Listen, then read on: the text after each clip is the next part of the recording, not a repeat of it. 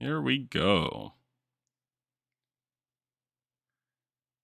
And everybody has to look at my ugly mug, but that's all right. People will survive. All right. Now, let me see here. Let's go ahead and switch to this view.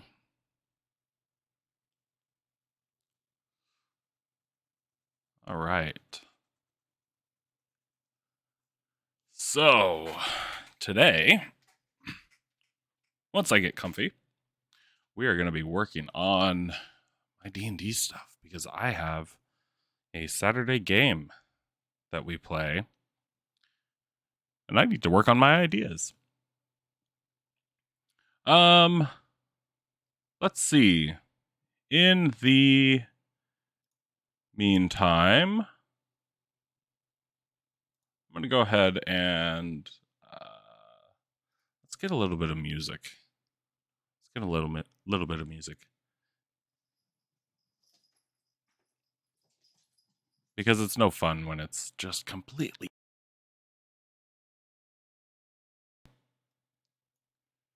Let's see. Yeah, you know what? I like lo-fi. Lo-fi's nice. And we'll go ahead and ruin my hair by putting on headphones.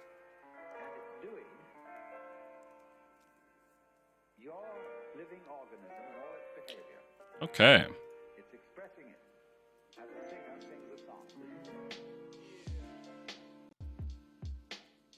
There we go. That's comfortable. I like that. So, where are we going to begin? I have no idea where to start right now because I have not actually I haven't played. We haven't played D&D in a few weeks. I got personal stuff going on. But it is what it is. Let's see. Let's see where to start. I guess the best place to start right now would be making sure that I'm prepared for our next game, which I believe we are playing. Our next game, we are playing right there, February 5th. So I've got, 1, 2, 3 weeks. 3 weeks to get stuff set up and planned. That's not terrible.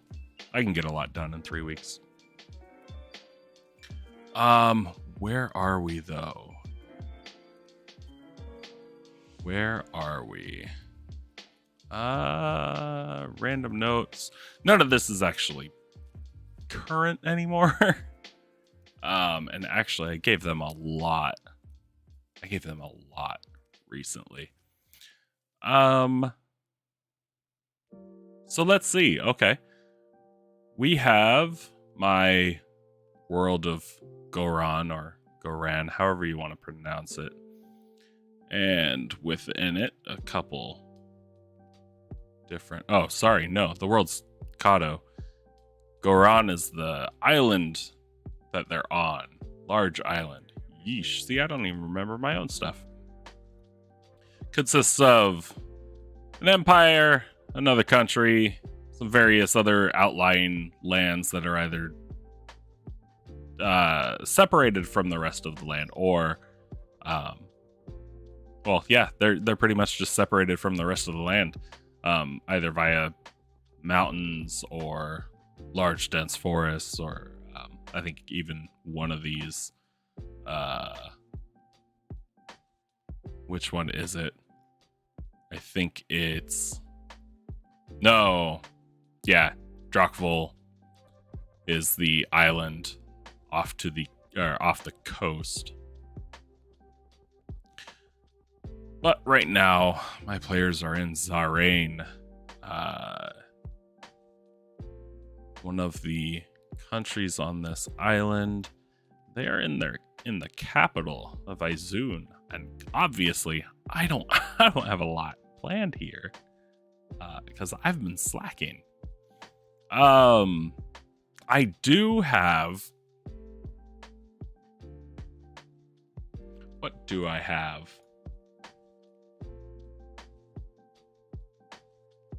So what I do have is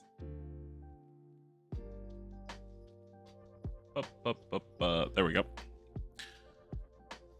What I do have is some basic ideas. I've got a general idea of what I want to see in my head anyway, as far as what the city looks like. And my idea for this, which I suppose if I don't have it written down anywhere, I should just start typing this out. Let's see. The capital city of Izun is situated on... Oh, and my spelling is terrible. Situated in the center of the large lake of I don't know if I ever actually named this lake. I don't know if I ever actually named the lake.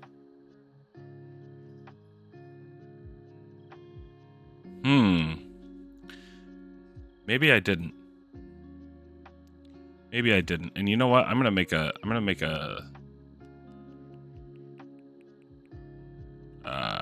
no, that would make that a sub page. I'm gonna add a page here. There, that's a sub page. We're gonna go lake of we'll delete that because I don't like having the dates and times on there. I need, here we go, notebooks.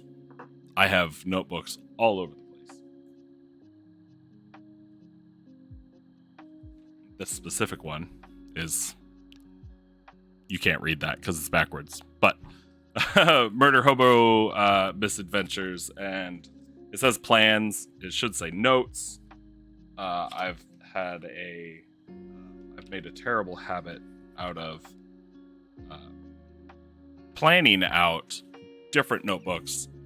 One for plans that I have for my party, another one for all the notes that I have that I take during the game, and I have failed to keep that up and make sure that the two don't get crossed over, because I take both to my games, and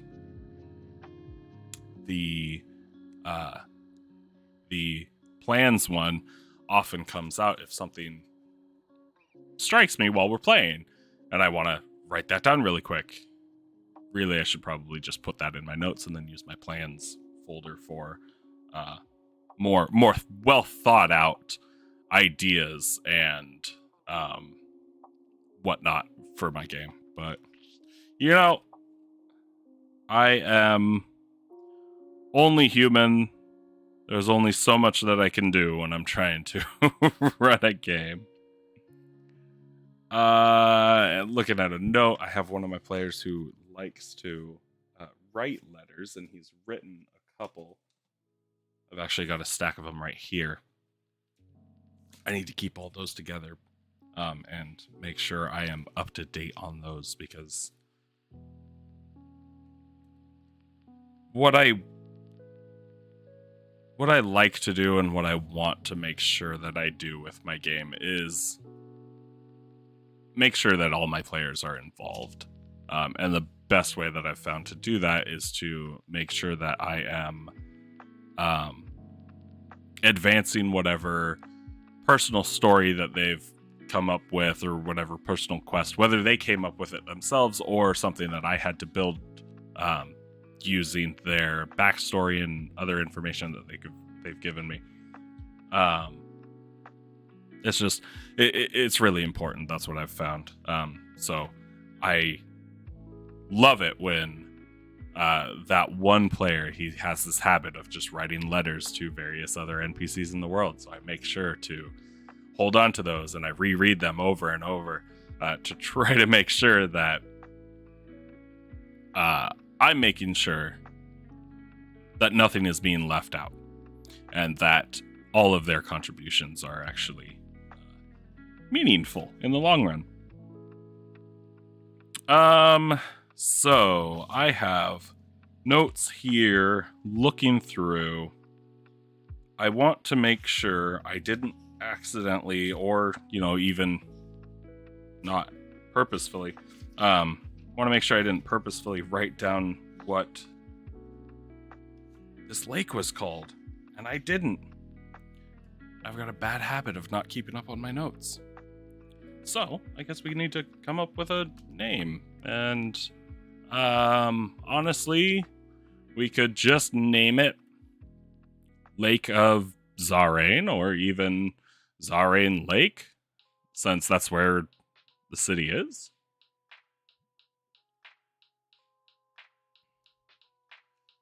That wouldn't be too bad. We can go with that.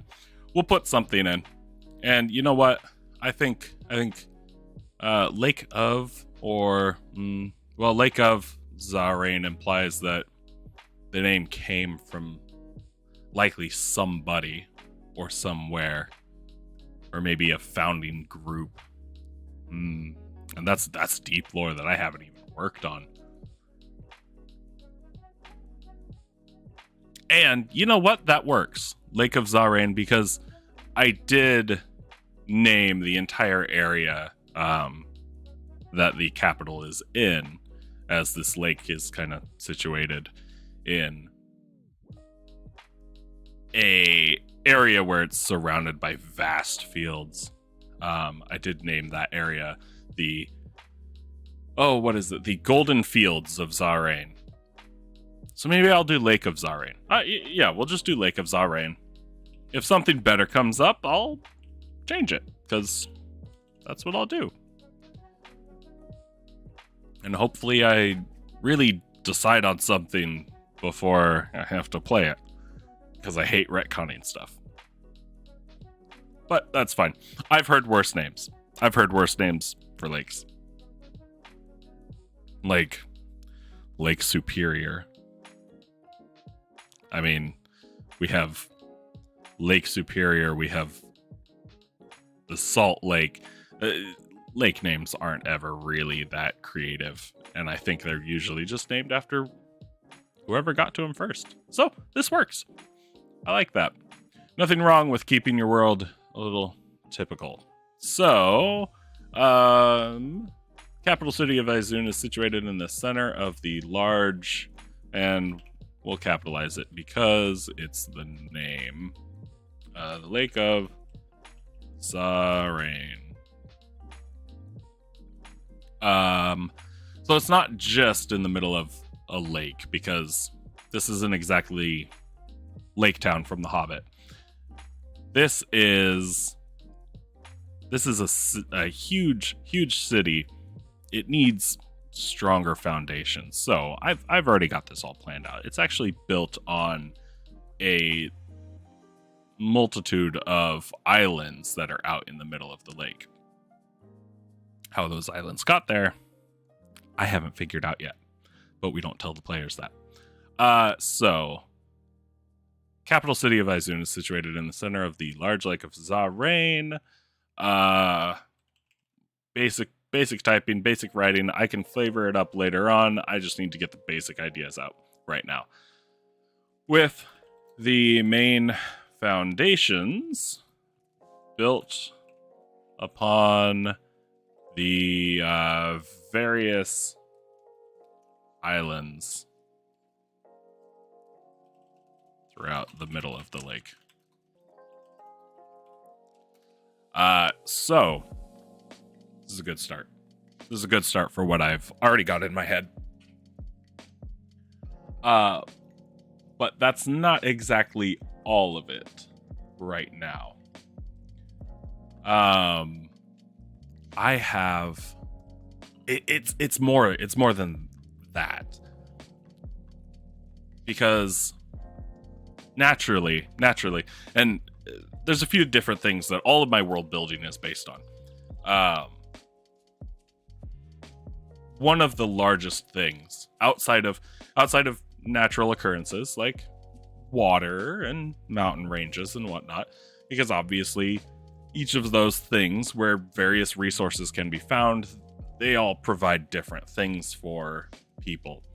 And that's why you rarely find a whole lot of settlements out in the middle of the desert where there's literally nothing out there. A lot of settlements in real life you'll find along water. You'll find them closer to mountains where they were able to mine for various ores, or, you know, in the case of the United States, out west, a lot of the areas where people settled were, especially in California, gold diggers, stuff like that. But outside of the natural resources that usually cause people to settle down, we also have travel and trade routes. And travel and trade routes are so huge because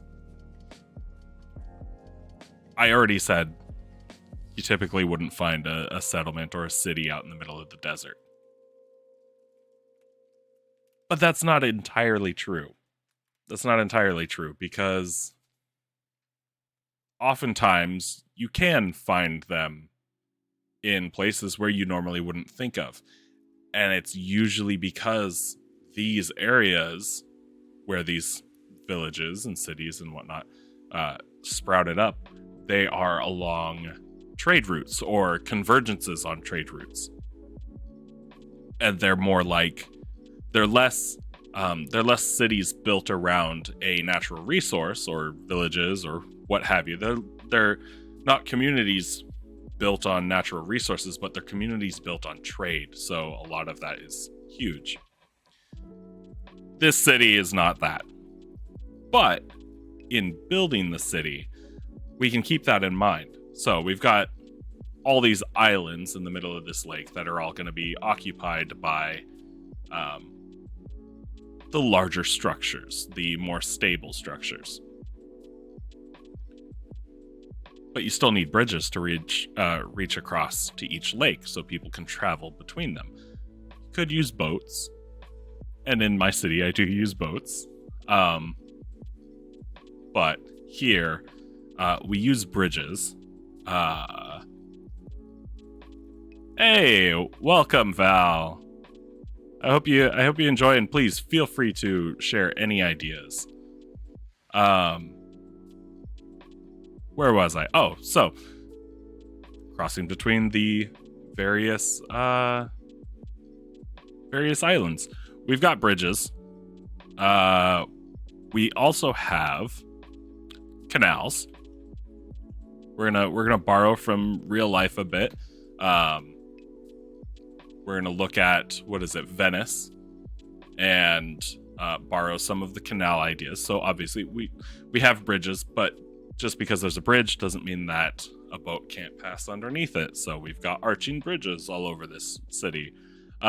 Bridges, canals, and a series of docks. Bridges, canals, and a series of docks connect each island to each other. Is each other one word? No, it's not. To each other. But then cities grow. Cities grow. This is one of my favorite cities that I've actually come up with. And I absolutely love this idea. I wish I was a great artist, and hopefully one day I'll be able to find somebody that can maybe draw this up for me. But I have this grand idea in my head of this city that is so connected and constantly growing just because it is a large capital city, but because of its odd location being built on a few small islands in the middle of a lake, that growing causes a bit of a problem, and it changes how the city looks all throughout it. So again, one of my favorite cities that I've come up with, just because the visual in my head is so mixed, and it's just so different. As we type, we'll kind of expand on it a little bit more. We'll include some more details, because details, they are always good, whether your players want them or not. So, bridges, canals, and a series of docks connect each island to each other, with residences. Oh, brother, I can't spell while I talk. With residences and shops being built upon the docks as the city expands. Yeah. It's not great writing. But it's a rough draft. That's all we really need right now. So the visuals. Let's type out the visuals real quick. I'll create a new paragraph.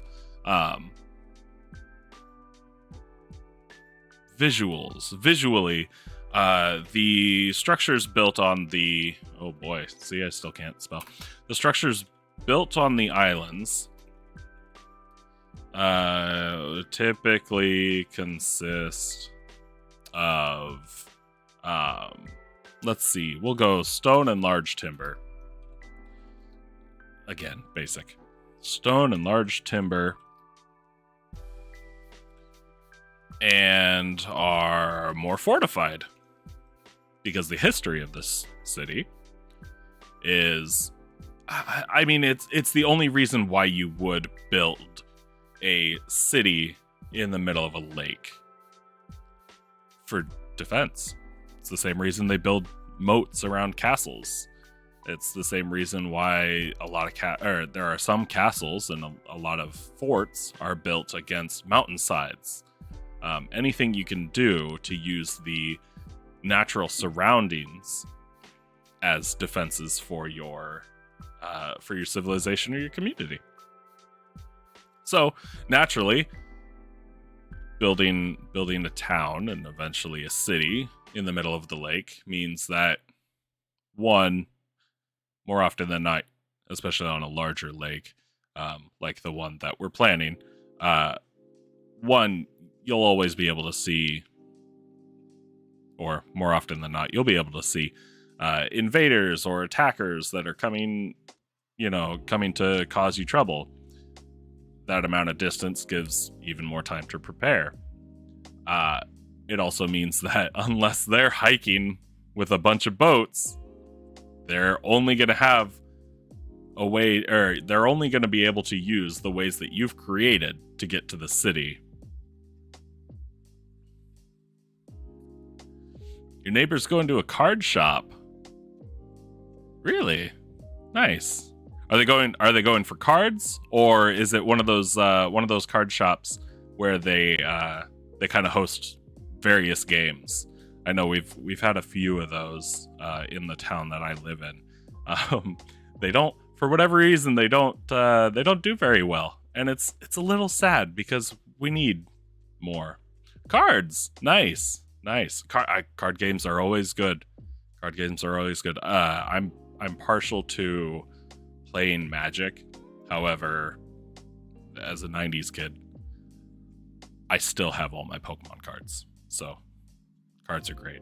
I do love cards. Yeah, so, city in the middle of a lake, or a city on some islands in the middle of the lake. Good defensively. But you also don't want to have that as your only defense, so you build strong buildings. You create walls to protect those buildings. Everything you can to make sure that stuff doesn't ever get knocked down. Unless you're in Louisiana, and then I really don't think you he can do anything about the hurricanes. Um, so, structures built on the islands typically consist of stone, large timber, and are more fortified. That's great. Structures surrounding the city and making up the residences and shops along the docks are typically and I spelled it wrong. Typically I have to mix my words up. What's the most annoyingly OP non-combat oriented character I've dealt with? That's a good question. That's a good question, and luckily I haven't had to deal with a whole lot of that. Combat wise, absolutely. I have a one of my players is a horrible, notorious min-maxer. So combat gets a little skewed with him, just because he's pretty much the only one, and I have others whose characters are not. They're built for combat, but not quite as well, so balancing encounters makes it a little different. Non-combat though,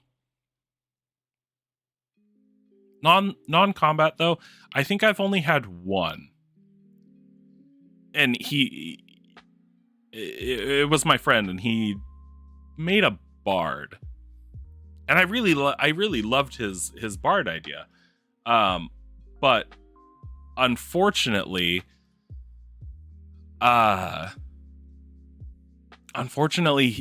his build was not suitable for combat, and it's just part of D&D is combat, one of the things that you're gonna be dealing with in the game. And unfortunately, I don't think he really thought of that, or he thought that he'd be able to always stay in the background with his character, and that just it didn't work. That said, survivability was up, but for non-combat as a bard, and canonically as an aspiring lawyer, he was decked out with his charisma stats jacked up all as high as they could go. He had all the spells he needed to be able to convince other people, but really nothing that ever breaks anything. Let's see. A level 6 Eagle Totem Barbarian can see 1 mile, as if no more than 100 feet away. Yeah, that Eagle Vision, tied with the Observant feat to lip read. Yeah, and Robe of Eyes lets you see in all directions. That's a rough combo. That's a really rough combo. However, part of that really relies, and actually 100% relies, on that Eagle Totem Barbarian ability to be able to see a mile away. And everybody considers that to be really OP because, oh no, obviously, if they're always awake, or they've got advantage on perception, or the perception is just really high, you're never ever going to be able to surprise your players, and various other issues. But just because they have that ability to see 1 mile away doesn't mean they always see 1 mile away. The only time they'd really be able to see 1 mile away is if they were on open ocean, or, on open plains. Otherwise, you have various terrain, mountains, hills, trees, getting in the way and blocking vision. Anybody walking through a forest who has, great 20/20 vision probably can see pretty clearly to the end of a football field. But if you're in the, and I'm not saying they could read anything at that distance, but they'd be able to see that far clearly. But when you're in that dense forest, as soon as you start hitting an area where there are trees all around you, and not just, not in a ring directly on you, but spaced out even, eventually it creates a wall that you cannot see through. If they want to try to angle themselves so they can see around trees, then sure. But it's really situational. You even seen a conversation 2 to 3 blocks away in a city. Yeah, that one can be a little tough. But again, in a city, you've got people. You've always got people walking around in a city. You've got folks walking in and out of your line of sight. And if it's dark, sure, they might be able to see that people are talking. But if the person's slightly turned away, they may not be able to fully understand, because a lot of lip readers, they need almost straight on visual of the person that they're trying to read. Trying to read somebody's lips from the side, or even if their head is just slightly angled away from you, becomes extremely difficult. It's one of those things where if I did have a player who got set up with all of that, and, they went Eagle Totem Barbarian at level 6, they took the Observant feat.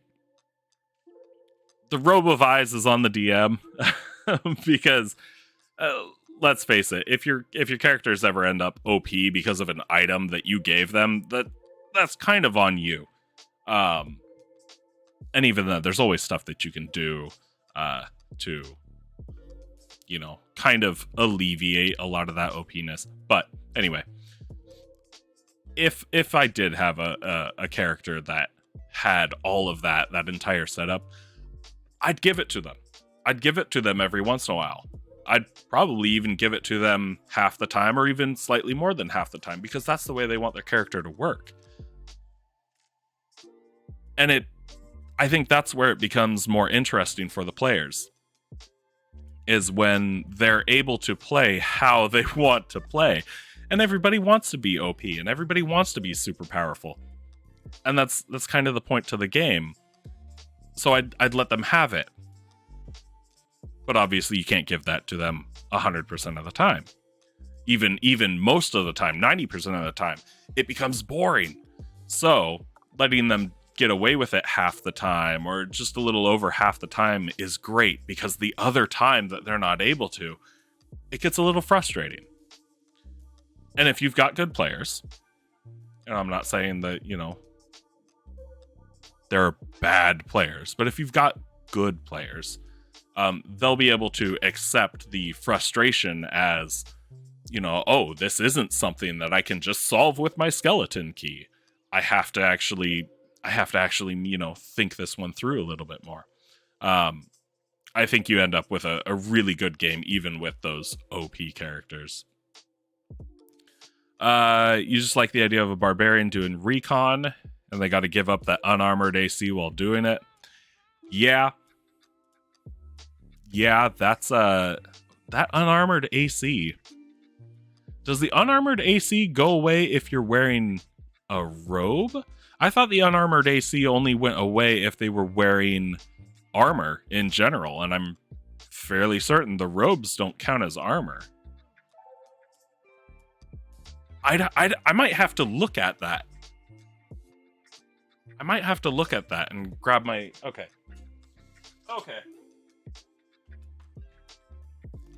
You got me reaching for my books. Great. Let's see what the unarmored AC for the barbarian says. Because now I'm curious. Because I don't think it would.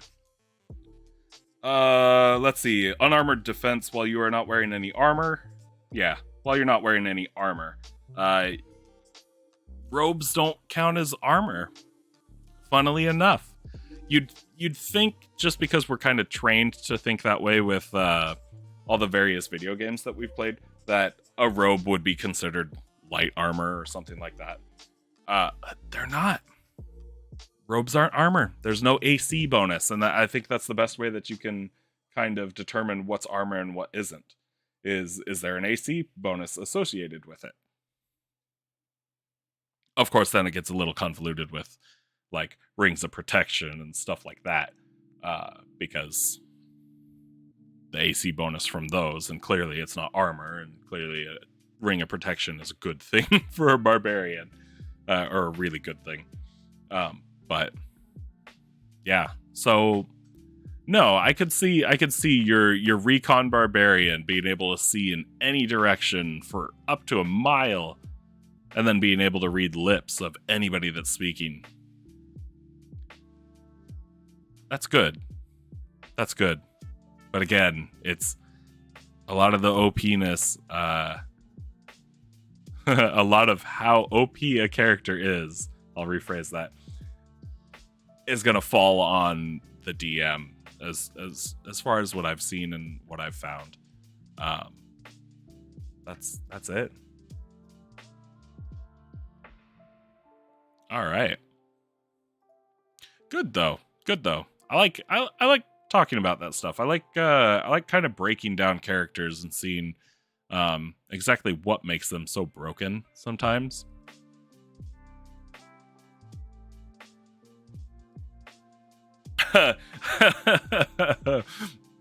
Yeah, plot twist. Make it secretly a Cthulhu campaign. Yeah, that's that would be rough. That would be real rough. I like that. All right. Oh, Lord, where were we? Oh yeah, the buildings on my docks. So buildings in a dock city essentially is what we're creating here. They'd have to be a bit lighter. Obviously, you can't build them out of stone. We can kind of look to a lot of boat houses and stuff like that, and that's kind of what I have in my head. And they're usually built lighter. That way they remain floating. So we're going to say that they are typically constructed out of lighter materials, and for flavor, many are formed from the remains of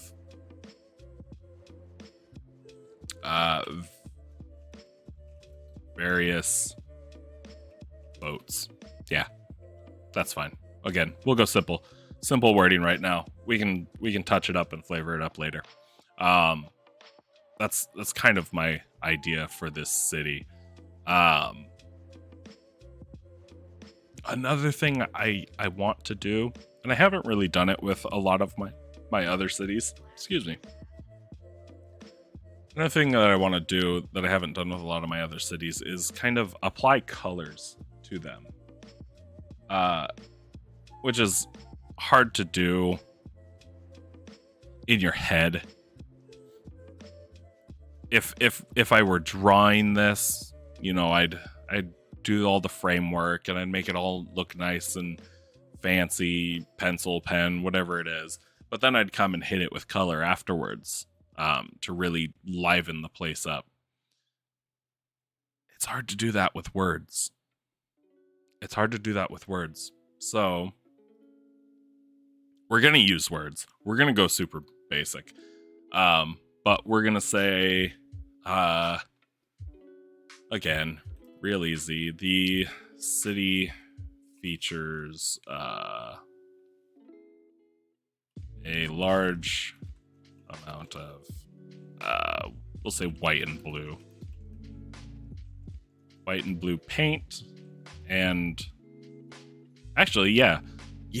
How about that? Because I haven't come up with a standard, like a flag for this city yet. So we'll go. The city features a large amount of white and blue paint, adorning the buildings to match the city standard. And for funsies, we'll just put standard. There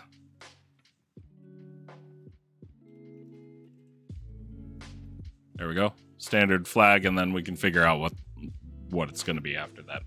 I haven't thought of that yet. But that's okay. That's okay. Like I said before, I've got like 3 weeks. All right.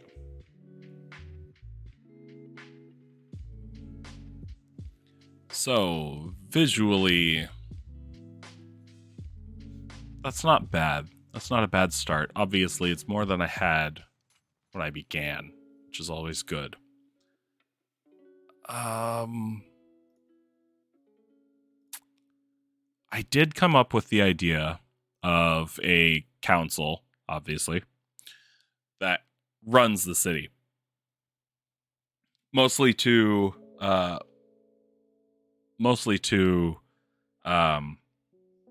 what is the word I'm looking for? Mostly to be an opposite to the other country that's on this island. Because the other country, being an empire, has a head, an emperor. So I think the differences, kind of defining the differences, not just at the base level between the two countries and how things work in them, but also at the top, helps really make a definitive distinction between the two places and where my players are within the world. And obviously, small island, small world. But you do what you can. And technically, when I say small island, I mean about the square mileage or square kilometerage of Germany or something like that. So smaller, but it would still take you a while to walk across. Especially with the mountain ranges stretching across it, splitting the island down the middle. And I think I have a picture somewhere of the actual map. I'll have to find that later on. But okay. I'm probably gonna bounce around all over the place, all throughout these various pages, as I come up with different ideas. Like I kind of have. I don't know if I have something for the actual lake itself yet, but hey, we'll get there.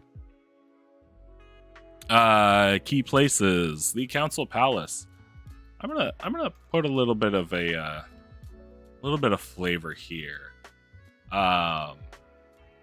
because I did come up with a description, and I gave the description to my players the last time we played.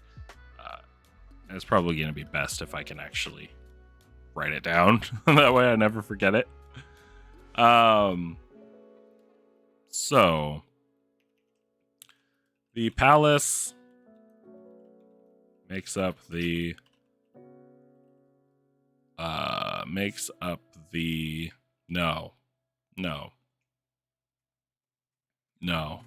palace takes up the largest island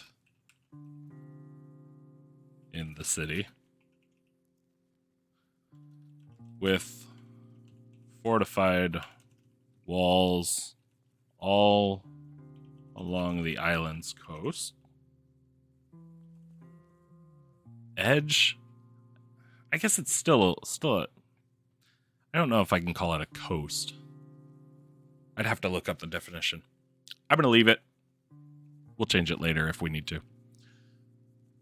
Palace takes up the largest island in the city with fortified walls all along the island's coast. And houses the oldest part of the city.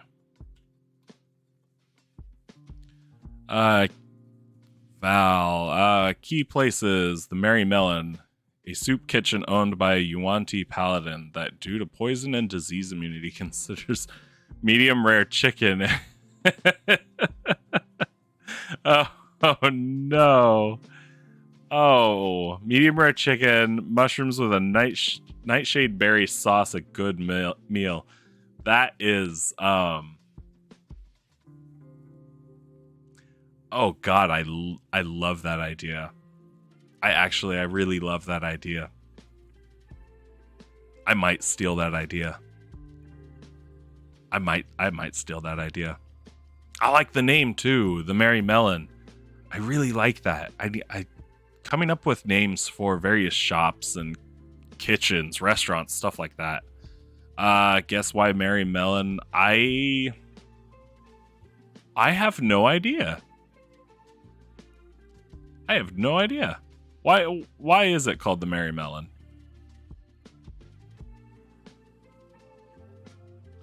Let's see. Along with the walls. Look up Merry Melon. Okay. All right, Google, come here. American cook. Oh, clever. Typhoid Mary. Okay. Wow. I like that. I didn't know her real name. Wonderful. That's beautiful. I love real world references. Oh, Merry Melon. I like that. Okay, I'm gonna steal that. I'm gonna steal that right here. Let's see. Merry Melon. Soup kitchen run by Yuan T. T. I don't know. I don't know what's capitalized and what's not. Apparently, I also fat fingered an X in my kitchen. Soup kitchen run by Yuan T. Paladin that serves. Let's see. Medium rare chicken, mushrooms, night. Oh no, I really can't spell.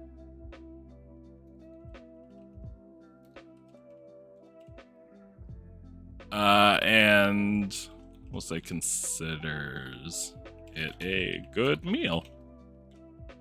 I love that. I'm gonna steal that, and I'm gonna put it somewhere. And not that my ideas are any good, but if anybody does want to steal my ideas, please feel free. Just because I firmly believe there's no such thing as a unique idea anymore. Where was I? Here we are. Okay. Along with the walls are 12 towers, each with a I'm a Final Fantasy fan, so crystals are always going to be important in everything. Oh, each with a crystal atop that shines a beam of light, not two, above the center of the old city, converging together to create a beam of light that reaches straight. Nope, I missed an A. Straight up to the sky. There we go. So there's a little bit of flavor that I had given to my players last time we played, and actually they got to this city and there's some stuff happening. There's some bad stuff happening. That they have to figure out, I guess. Not really. I don't put stuff in my game for my players to always figure out. Just because there's going to be some stuff in the world that they have no power over. Eventually, maybe. Or if they really want to tackle it head on, then I'll create something for them. But you know, sometimes there's stuff that there's nothing that they can do about it. Let's see. A tree with fruit shaped like random numbers. Its seeds are made of unprocessed metals and gems. It's an ore and G. Oh my god. That is that is horrible. that is horrible. And you got me. Oh no. Oh no. The dad part of me wants to steal that just because terrible puns. Oh, I'll think on that one. But I love it. I do love it. I'm sure my players would hate me for it. All right. Let's see. I've got the Lady of the Lake, which is the trophy house, or right now it's really like the only inn that's working in the city, due to various issues that are currently plaguing the city. For bonus points, it's the World Tree. Oh yeah. For bonus points, that's okay. So I have a question for you. Val.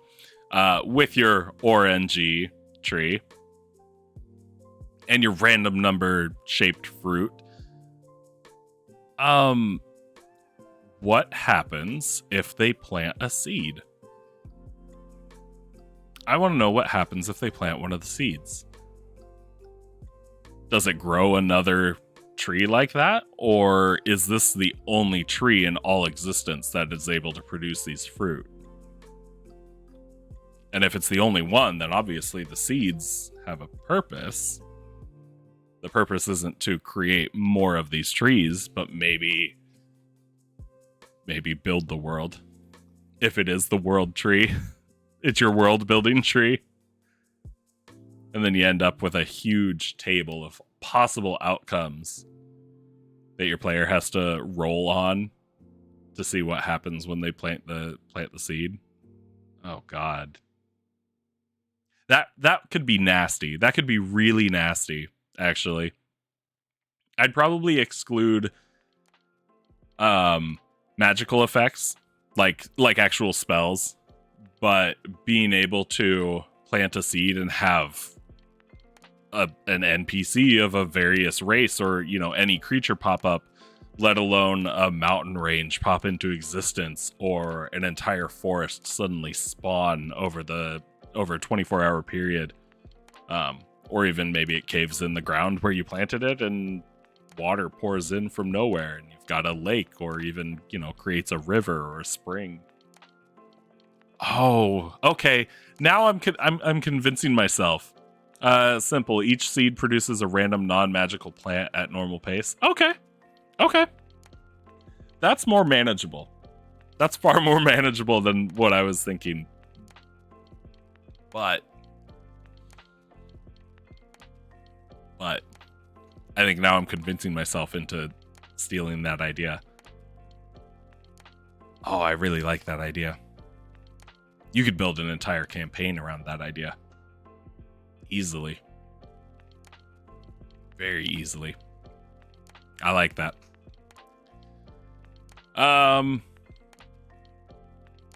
Yeah, see, now I can't decide if I want to steal that or not. I'll think on it. Okay, so,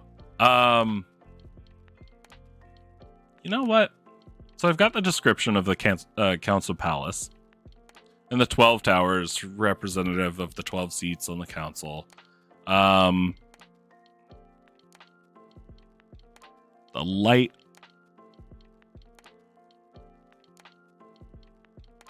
light from the towers, which honestly I haven't even thought of the reason why. It's just, although I guess it could just be a beacon to those around you. So yeah, there's nothing wrong with it just being a beacon. You can go simple. Simple's good. I like simple. Important location, underground lab. With the contents, vats of ooze and changelings that look like younger members of the council. Ooh. Ew. I like that.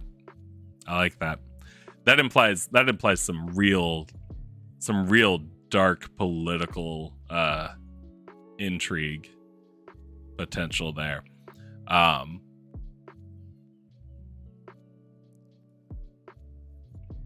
like that. And I'm clicking and looking at my own writing, and I see that I didn't ever finish this sentence because I was probably typing it out while we played. Oh well. Life goes on. That's interesting though. Kind of like breeding and creating clones of the council so they essentially, live forever. A ruling council. Not exactly what I'm not what I'm trying to go with for this, because I'd like my council to be somewhat not problematic, since the emperor on the other side of the country, or on the other side of the island, is the problem. Notes say lab was scrapped when ooze turned out to be useful for healing potions. Oh, gross. We're talking like stem cell healing potions. All right, I can appreciate that. And you know what? I always need new ideas for potions and whatnot. I'm just gonna type in stem cell healing potions because it's a good idea. I like that. Where was I? Here we are.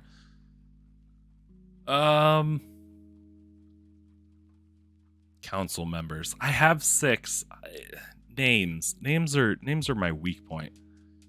Moral dilemma: trans, vegan, or not? Like eating trans? Is eating trans considered vegan? I don't think so. Because I think the idea behind being vegan is not eating anything that has any sentience to it. So I don't think I'd consider trans to be a vegan delicacy. Yeah, so don't go out and visit your local forest and start gnawing on your trance, because the vegans will get mad. They definitely will. Just a word to the wise. But thank you. Okay. So let's see. I got a little bit of a description here. I've got more than I actually started. And I'm always happy with any kind of progress. And actually, it's got me thinking about other stuff too. What do I want this flag to look like? Oh, easy. We'll say it's a silver ring.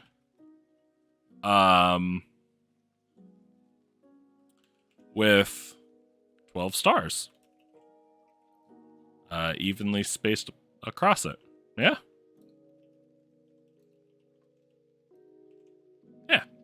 Easy peasy. Now, eventually we'll have to figure out, or I'll have to figure out, why 12 is important. Because obviously 12 council members, 12 stars on this ring on their flag. Oh, I can't put it there. Oh, I'll just keep my handbook right here. So yeah, eventually I'll have to figure that out. maybe 12 mages or something like that. I don't know.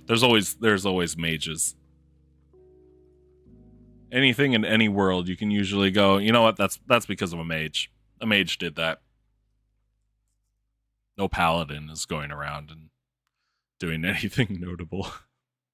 Except, saving the world.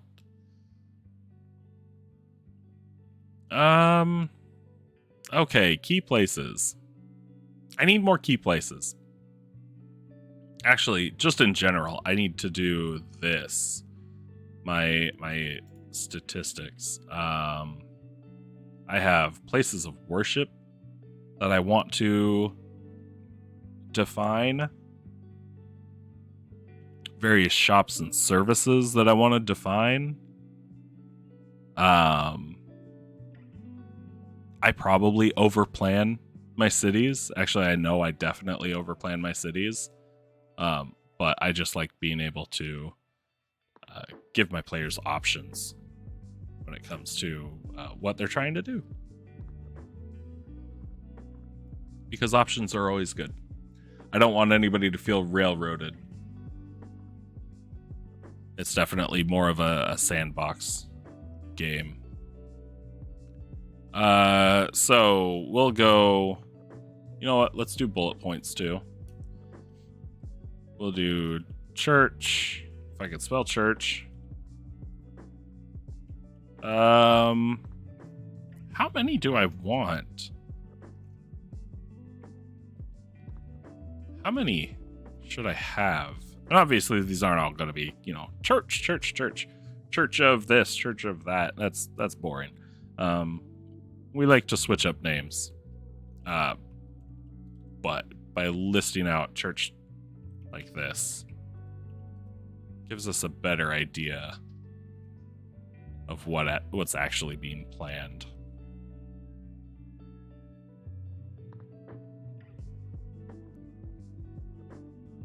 And this is where it becomes a little difficult, because I've really given my players a lot of freedom, and I want them to be able to play. I want them to be able to play the game and not be too restricted. So I've even let one of my players make a homebrew. Well, yeah, use a homebrew race. That's not in the books. And she's playing a half elf, half orc. So essentially her father was a elf and her mother was an orc.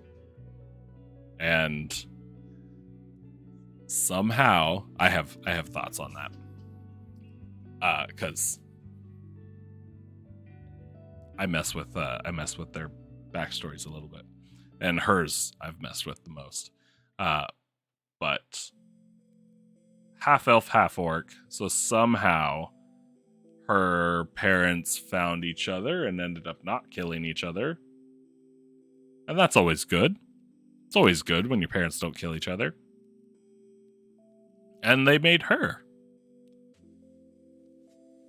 and she's more orcish, but has that elven trance sleep ability. So it's not super overpowered, and actually it really hasn't broken anything, which is nice. So I let her take it. But how this relates is I let my players do what makes them happy. I want it to be a fun game. And whether something ends up broken or not is completely on me. So it hasn't been too difficult.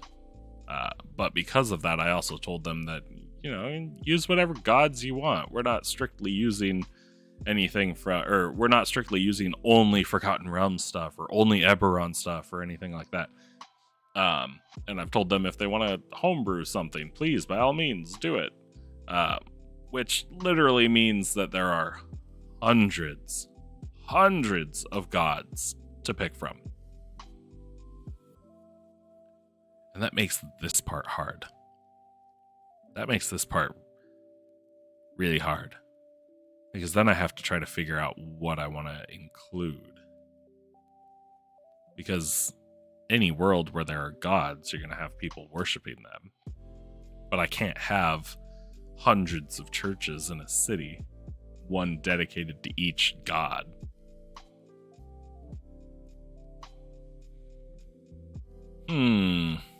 Okay, so we'll go back and look. At some point, I had written out a list of gods. This is only a small part of what I'm actually doing. What would have been important to this city? What would have been important? I'll say Bahamut.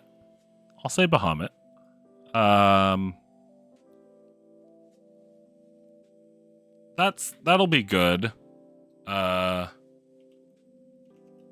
Because one of my players is a cleric of Bahamut. So we'll include that in there for him. He's also got some stuff that I'm kind of hinting at for his personal story. His is more a riddle that he's going to have to figure out. Let's do...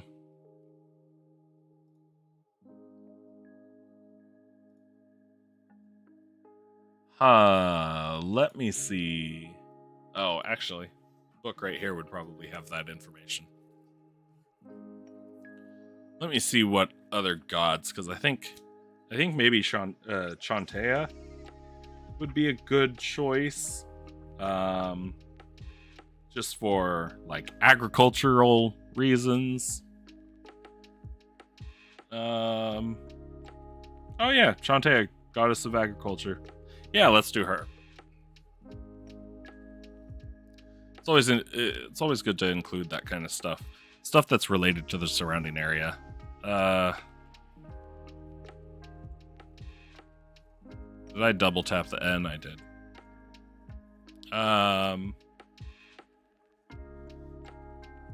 What else?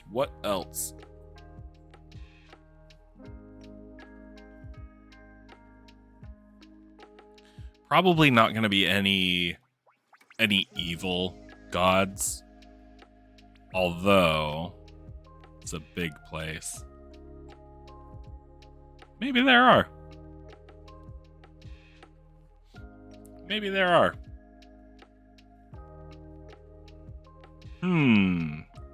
Okay. Let's go Mask. You know what? Yeah, let's do Mask. God of Thieves. Why not?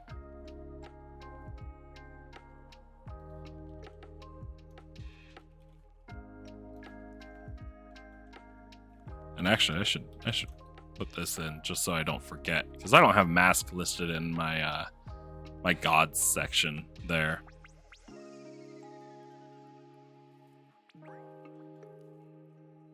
Is he chaotic neutral? According to this, yeah, he's chaotic neutral, so I guess he's not evil. And for the last one, maybe we'll look at what I've already got here. Obviously, we're not going to do Asmodeus. We're not going to do Illustrae. Did I do a thing on her? I did. I didn't link it. I need to link this. Copy the link to page. And then we're gonna link. This is why I love OneNote. Because now I can create links. Click on the links, takes me to the page. Makes it a lot easier.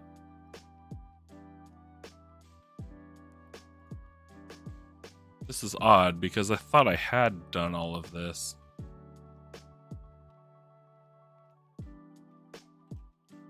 Oh well. We're doing work. I have nothing on Kelemvor, nothing on Lolth, Asmodeus, Eldath, Talos. I do have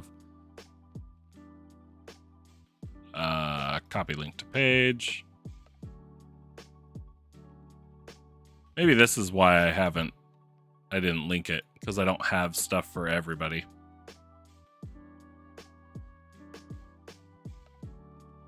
Which is fine. It's fine. Lona. Yeah. Probably not going to use her. Just because don't really have any forests around here. I don't have one on Shantea. Okay. That's fine. We're making progress.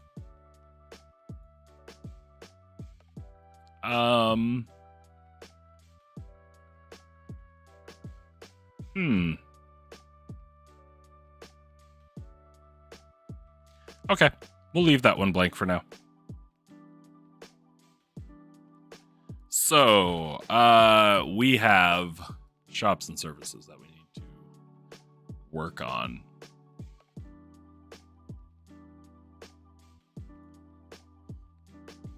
What are we gonna do? I need a lot. I need a lot of stuff. I need various, like, blacksmiths. Do I? Maybe there wouldn't be a whole lot of them. Maybe there's only, like, 2. I guess not everything would be in this city. Although it's a large city, so you would want to have pretty much everything. Okay. Let's do blacksmiths. Let's do woodworkers and carpenters are going to be very important here.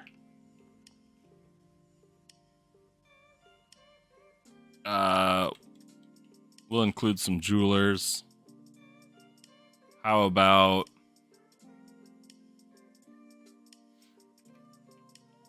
clothiers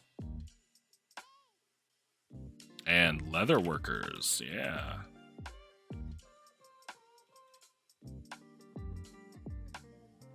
That works.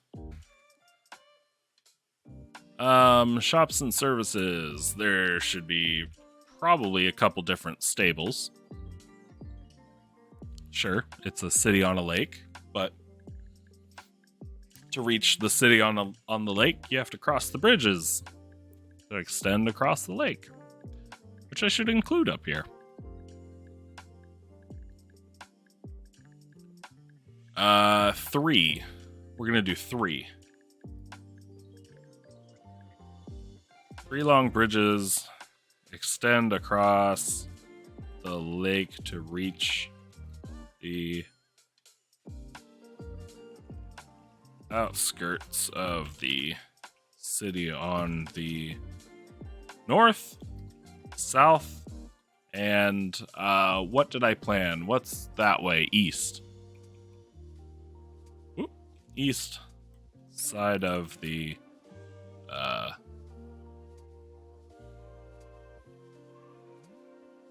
lake. Yeah, that's fine.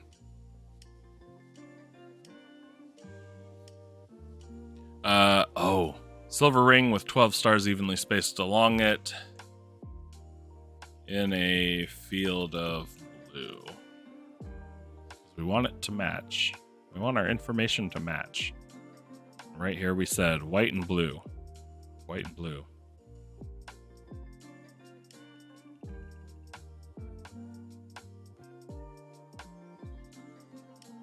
It sounds very Greek. That's fine. Life goes on. We steal from real life. Makes our stuff more relatable. Makes our stuff more believable.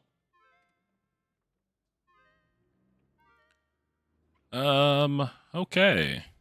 What am I forgetting? What am I forgetting? How about inns and taverns? Oh, what about food?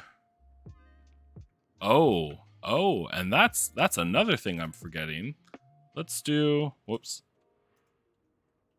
Let's do General stores. Oh, if I could spell. General stores. Always good to have. You need basic materials. You're not gonna go to a tailor and say, "Hey, can you make me a sack? I need a sack." Unless you want a really nice sack, something made of silk, something real comfortable that you probably don't want to be storing all your various things in.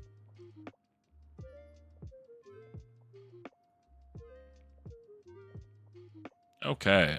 General stores, blacksmiths, woodworkers and carpenters, jewelers, clothers, leather workers, stables, inns, taverns, food.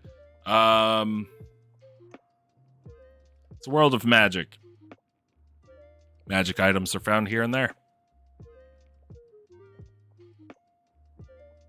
Some are really old. Some people make them. So, should probably include a place where they can be sold and traded. We'll put it under here. We'll just say magic items. That's fine. And then it's a large city, so I'm going to create... This is where I kind of overplan stuff. But it's a large city, so I'll create a few different ones here for each of them. There'll probably be, multiple general stores, because obviously you need various grocery stores and whatnot. And they should be flourishing within a large city. There should be multiple. Even a small city, you still drive past multiple gas station stores and small little quickie marts and whatnot. And yeah. So there's a lot of them. But we'll probably only take note of maybe 3 at the most.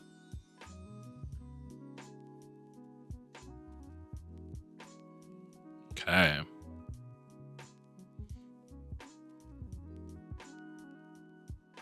So, let's look at that. That's good. That's good. Yeah, you know what? Let's... Oh, nope. We'll do...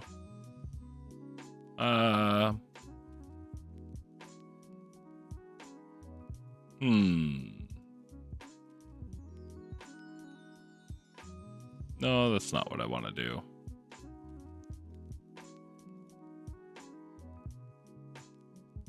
Okay.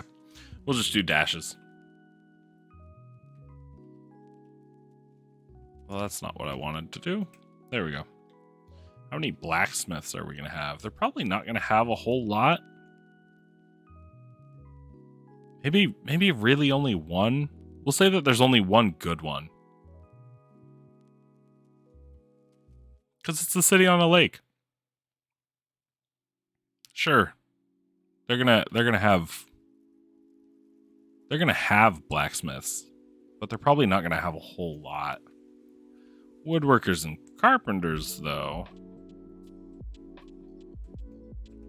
That we include quite a few. We'll say 2 good jewelers, 3 clothers / leather workers. Actually, maybe 4 if we're including leather workers.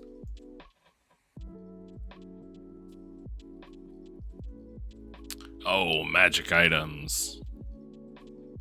We'll say 2 of them. Stables.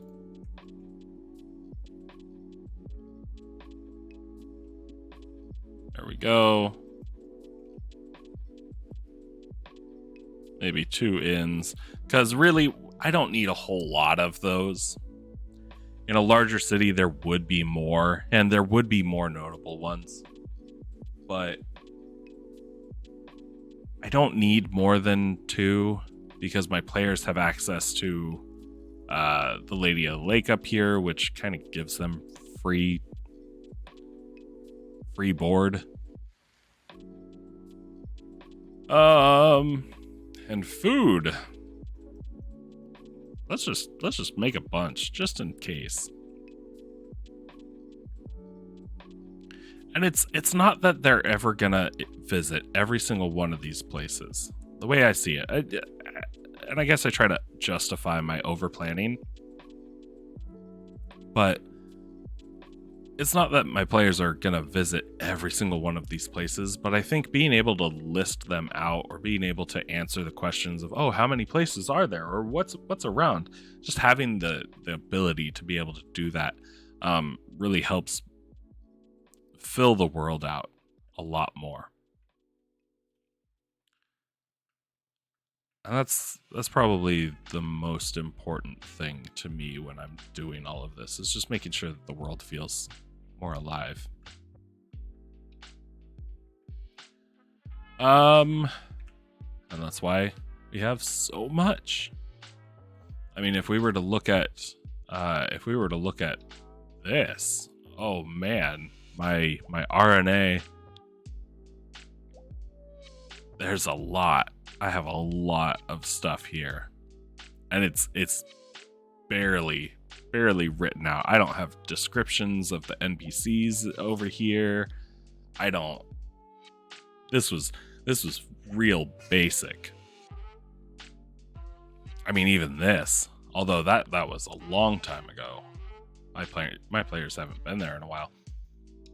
If I go to my Feywild side, though, there we go. That's a lot. And yeah, I had multiple of each kind, so it was, good time. I wish I had more. Oh yeah, I made I made links to all this. I wish I had a more steady format that I used. I'll have to kind of globalize my format eventually with how I with what font size I use and font type and colors and all of that, how I sort everything.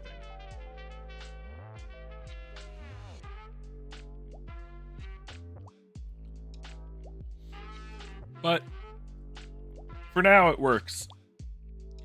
I'm not selling this stuff. It's just for me. And honestly, as long as I can read it, I think that's the only thing that matters.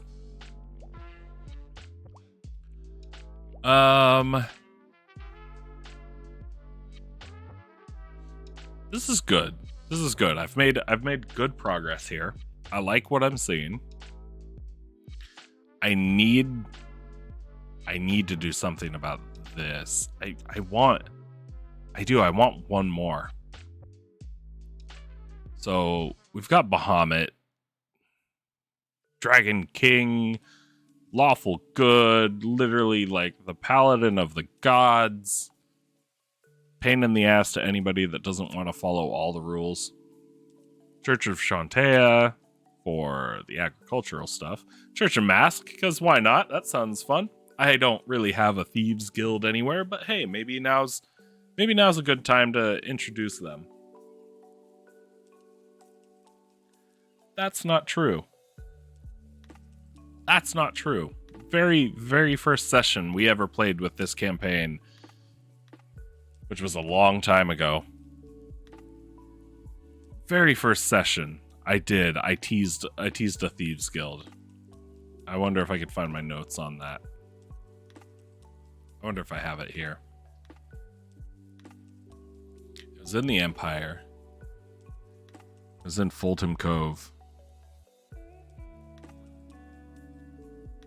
Yeah, here we go. Various events. The first quests I had them do. Here we go. Yeah, it was the Shadows. Super edgy. Love it. Great.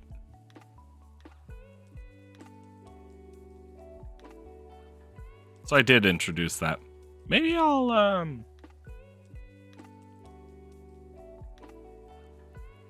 maybe I'll expand on this a bit.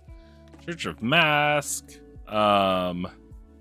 Really it is a we'll say it's hidden for now. Kind of hard to find. And Let's say it works as a it works as a front/recruitment center for new thieves. Is it I before E? Yeah. And I'll fix it here because I hate looking at spelling errors when there's something that I can do about it. So it works as a recruitment center for new thieves. Obviously, you have to be a good thief. You have to be able to stake places out in order to be able to find it. So we'll say if an aspiring thief is actually able to find it, that's kind of their initiation. It's kind of like going and stealing the crown jewel and then finding a group of thugs or thieves, and you're just like, I want to join, and here's what I've done. Obviously, finding a hidden church is not going to be equal to stealing the crown jewels, but it's something. Shows skill. So yeah, those that find the church are invited to join the local, we'll just call it Thieves Guild right now.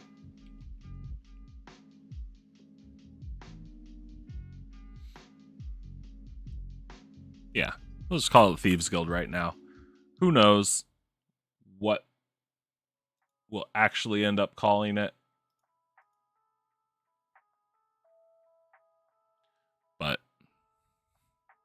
something eventually, I'm sure.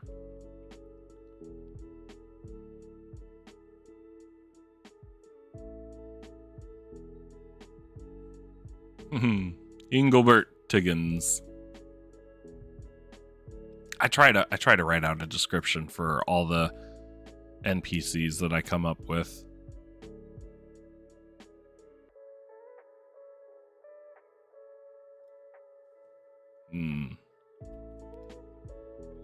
Nope. That's not what I want. I want that.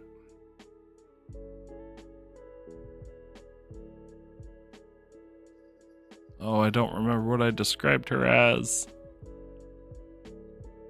Because I think I had to come up with it off the top of my head.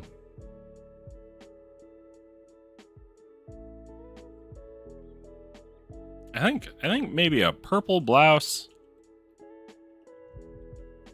with we'll say khaki trousers.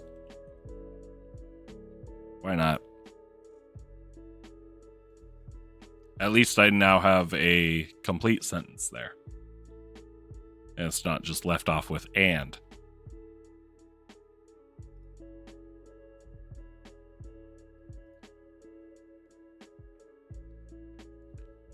Okay. It's not bad. Do I have any other key places? I guess we should include a prison.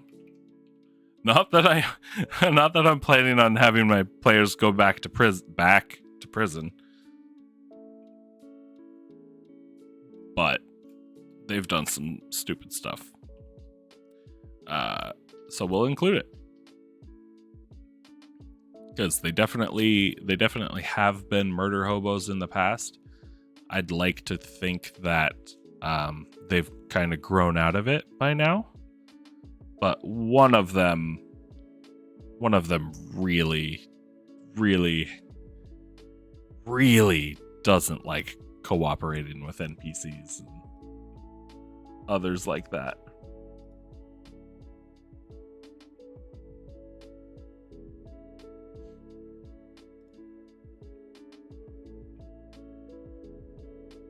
Okay.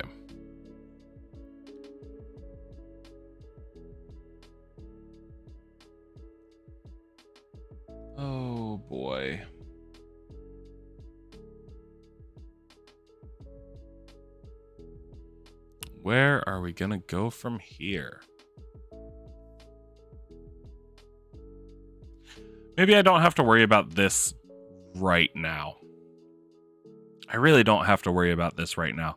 Because where my players are is they're reaching the palace.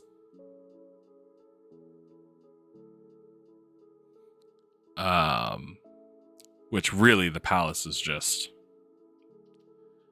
the ring of walls with the 12 towers.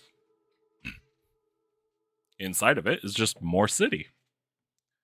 So the palace isn't a structure, more of a defense.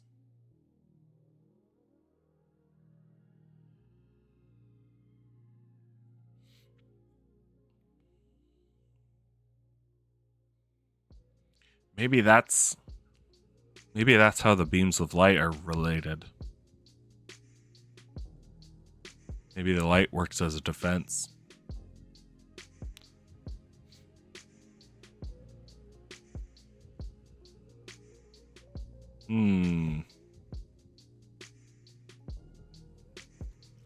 Let's type that in.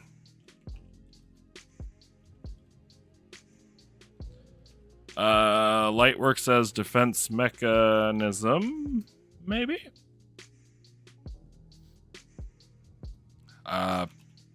Palace is really only the walls and 12 towers.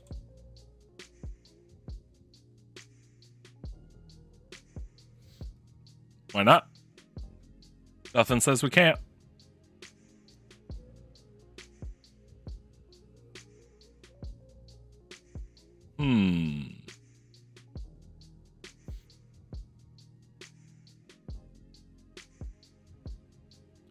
Let's see.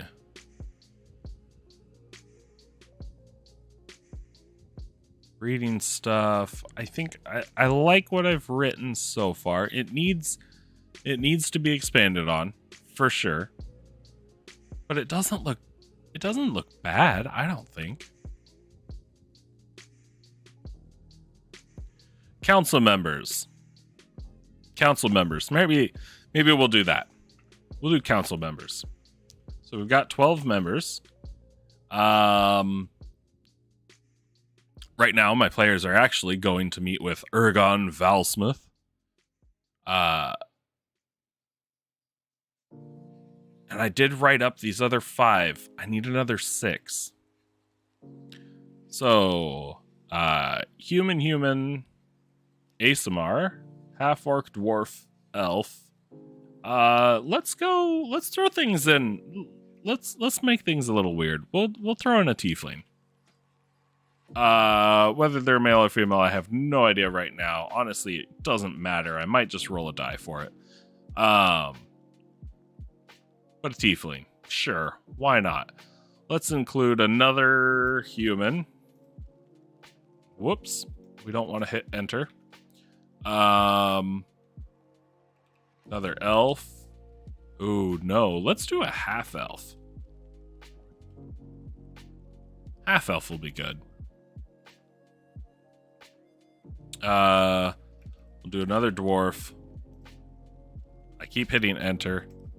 We'll say another elf and something weird. We need another weird one, like the ASMR.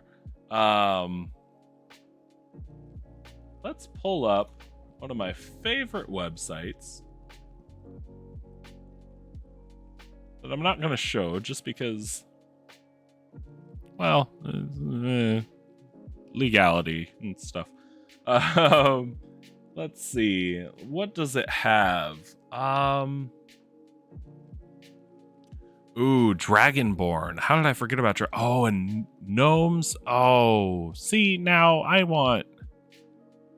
Okay, we'll take out the dwarf influence. We'll put in a gnome. 3 humans is plenty. Half orc, half elf. 2 elves. Yeah, we'll say 2 elves. ASMR is good. We need the gnome. We don't have any halflings. Oh, that is an issue. maybe we don't go gnome. Actually, let's have some races that aren't represented on the council. I don't need to represent all the races on the council.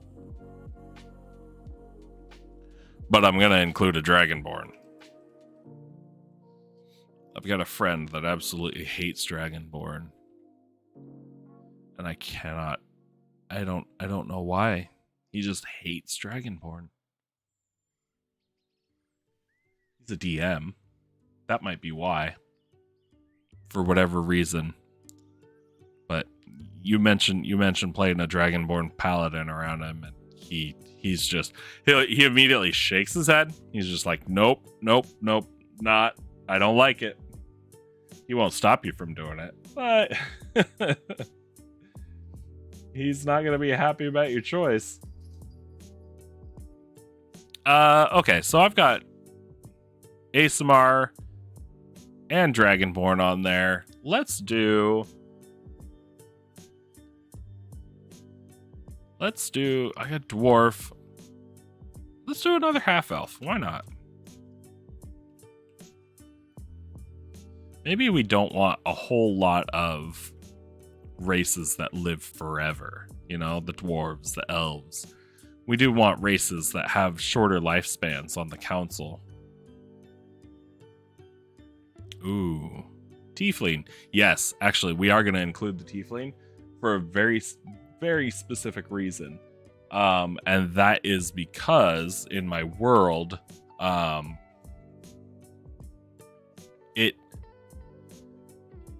some of the driving factors behind why the world is the way that it is because of devil and demon worship. So tieflings are definitely looked down upon, if not even hated, despised, just because of their race. So including a tiefling on the council in this city, we can make it kind of a progressive move, you know, kind of like, hey guys, you know, we need to get past this as a society, and we're gonna do that by instilling a tiefling leader. It happens. It happens. Sometimes people get voted in just because of that, not because of their policies, but because of what them being in office can actually do for society. And honestly, it's not that bad. So tiefling, great. Human, great. Maybe we have the human be an old white guy. We need some people that are going to be more on their way out.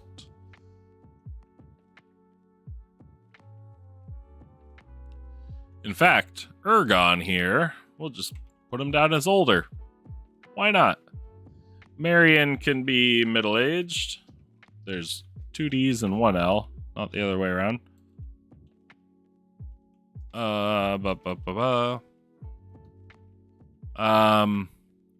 Azilla. Oh. He's a male. Okay. I'm sitting there going, that's an odd name for a girl. Every time I think of ASMRs, I think women. Probably because my wife is playing an ASMR and a woman. So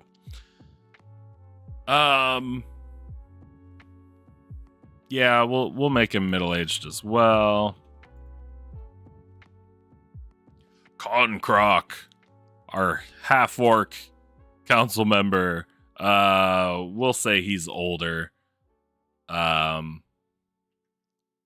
don't know if I should put older or if I should put elderly. Elderly makes it sound like they can't do the job, I feel like. I like to just put older. If they're older than middle-aged, then they're just old.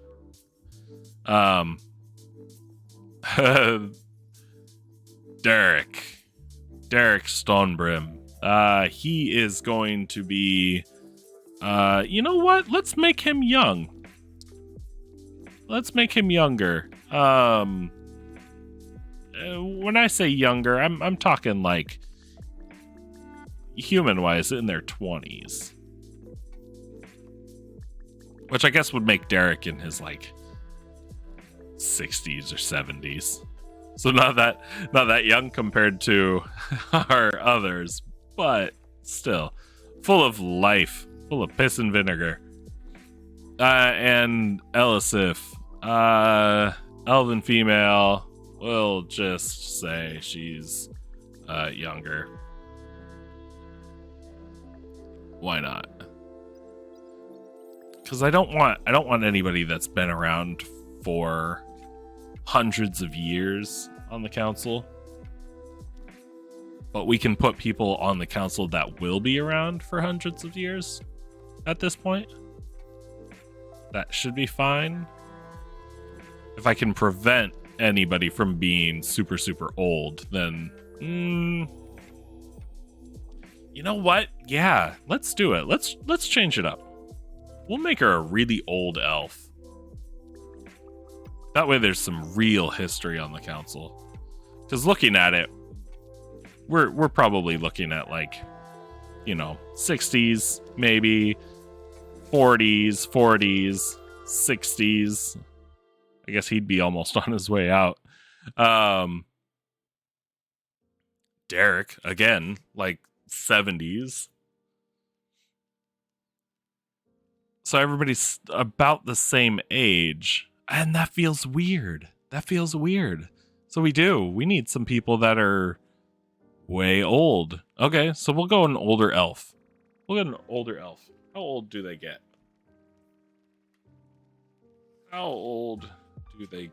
I know it's like hundreds of years. There's the sound of paper. Age. They can, according to the book, can live to be 750 years old. That's old. So this lady is probably in her 600s somewhere. And because it's a lady, she'll never tell. And that's the best explanation I have to give to my players. Tiefling. Let's see. We want... we'll make it a woman.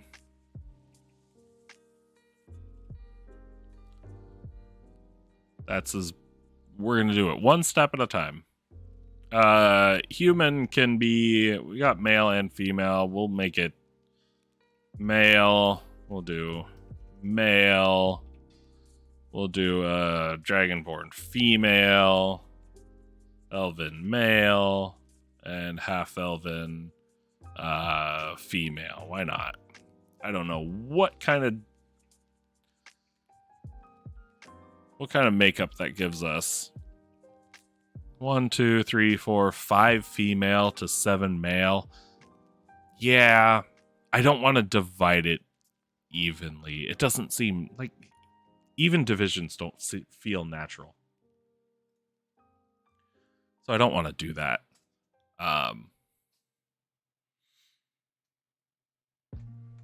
Plus, I think there's not a lot of history in my world that points to a lot of female leadership. Not that there's anything wrong with it, but if societies in my world started out strictly male leadership, then at this point maybe it would still be male dominated with a larger push towards more female domination, or even evenly distributed. So this is good. I think. I could go the other way too. I guess it really doesn't matter.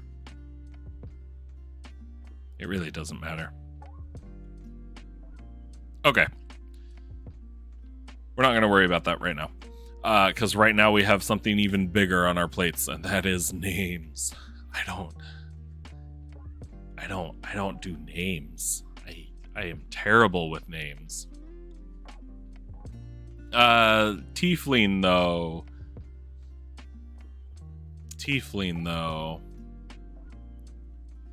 If it's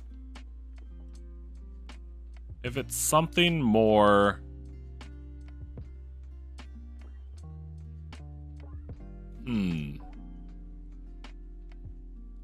if they got on a council and it's going to be something political, if I really want to run with that, the political reasoning why this person's on the council,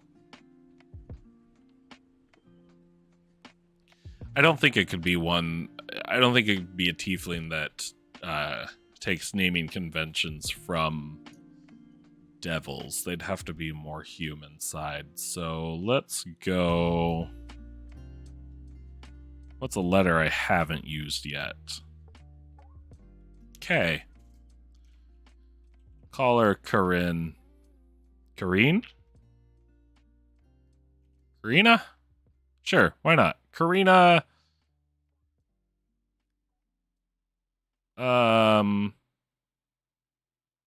Karina.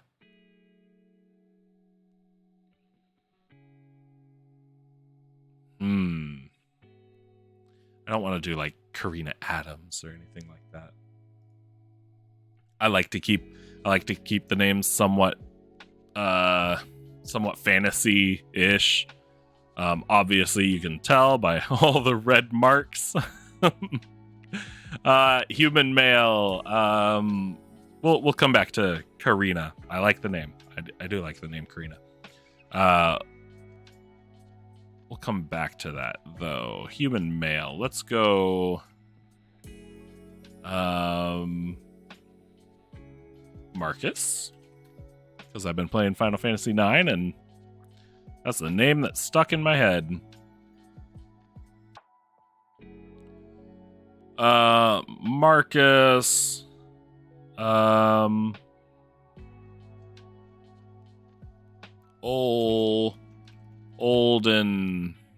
Olden. Wow. Sure, why not? Yep, there's the red mark. That's the sign that I came up with something off the top of my head. Oh, our half-elf male. Maybe... Oh boy, I'm gonna have to come up with a male elven name. Half-elf male. Maybe...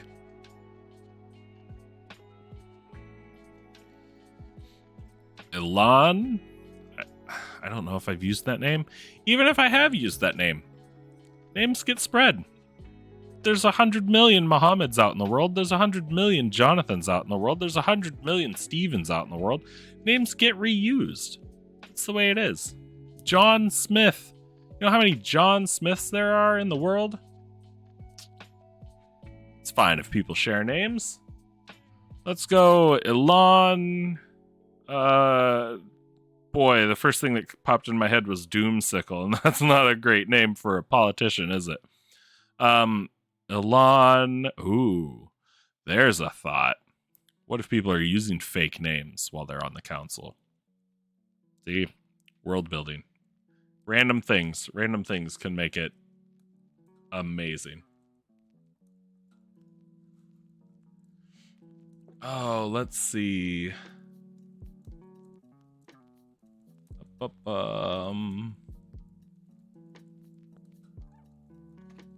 Let's see. I need a last name. Okay, I might have to come back to him.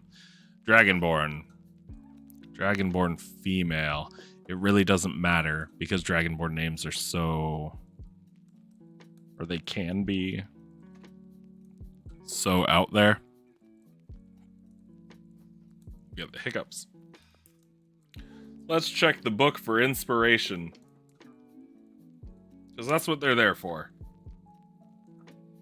Books are there for inspiration. Well, that's Tiefling. Oh, the tiefling's the end of the races in this book. Half elf. Where's the dragonborn? Not there. After the halfling? Nope, that's human. After the human? Yep, there we go. Dragonborn names, female names, Akra, Biri, Dar. They don't sound female. That's the thing. So they really can be anything. Sora, Serena, spelled Surina. Serina. Thava. Ooh, I like that. Maybe a TH. Maybe a TH sound. Let's mix some of these. Mishan. Ooh, let's do Thishan. Thishala. Ooh, Thishala. There we go. There we go. Easy. Thishala. Yeah, who's gonna argue with me and go, "Oh, that's not a real name"? Nobody. But I guess you can if you want to. Thishala. What does the book say? They have clan names, don't they? Yeah, clan names. What have I given others?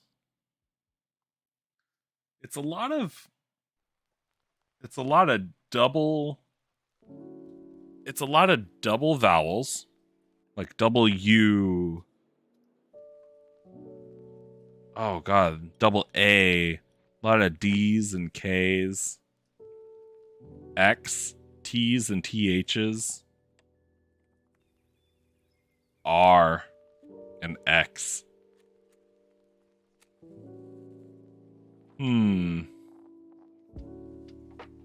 Let's see. How about I could just mash my fingers on the keyboard and see what it comes up with. Tabitha. Tabitha for who? And welcome, Canvas. Let's see. You know what? I'm just gonna bash my fingers on the keyboard and see what. Okay. We'll start with R. That's fine. Actually, I like the RY. Ooh, you know what? Let's do that. What would that be? Maybe we'll switch the H with the I. Rybovk? That's hard to say. That works for me. Hard to say is very, very fantasy, and that's always a good thing.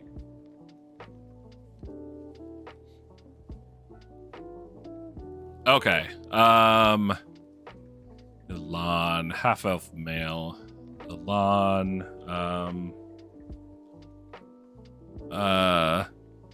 no, I don't want to do that. I almost went a little too. What did I do for him? Dulhama.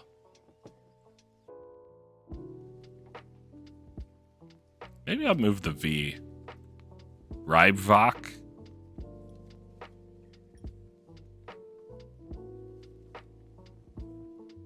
Yeah, that'll irritate my players when they ask how to spell it. And then they'll probably come up with a whole other name for these. Because that's what happens. That is what happens.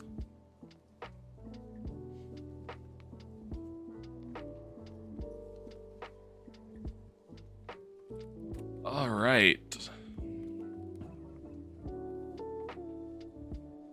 And go a little comical with it. Trixie.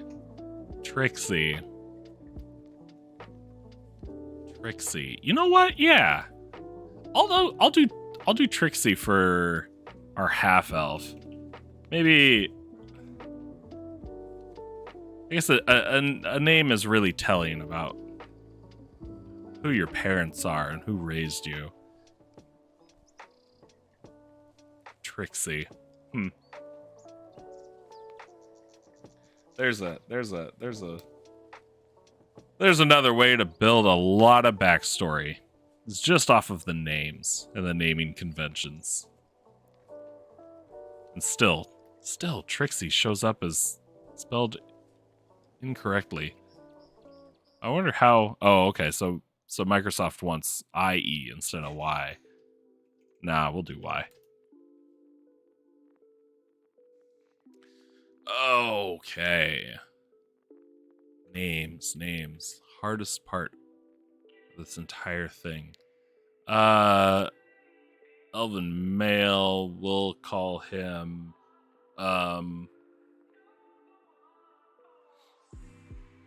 Lou.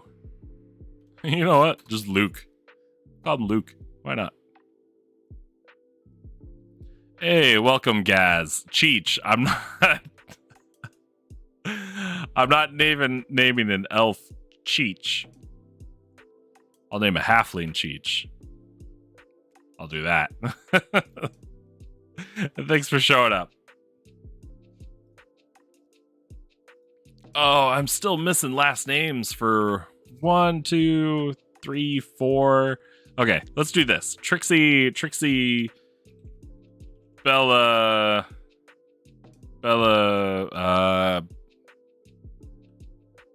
Bellaroo is a real last name, isn't it? Probably. Oh, actually, no. Bellaroo is a place. That's.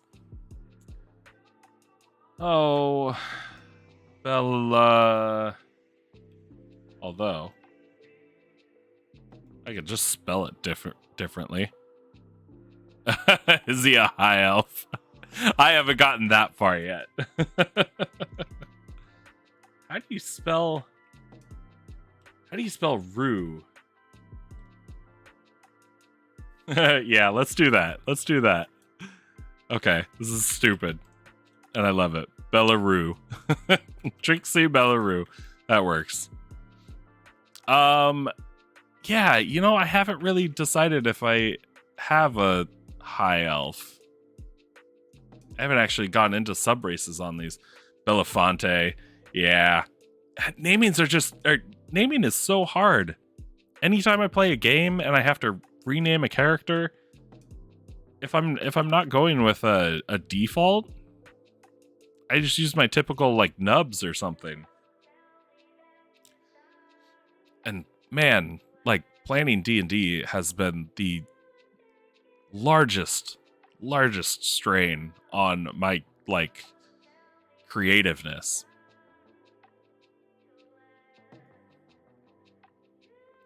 There's a thought. Not everybody needs a last name.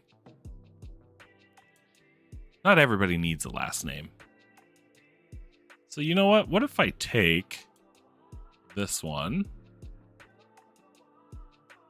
and let's use it for Karina. Why not? Karina Dulhama. That works for me. And then he could just be Concroc. Good old Concroc.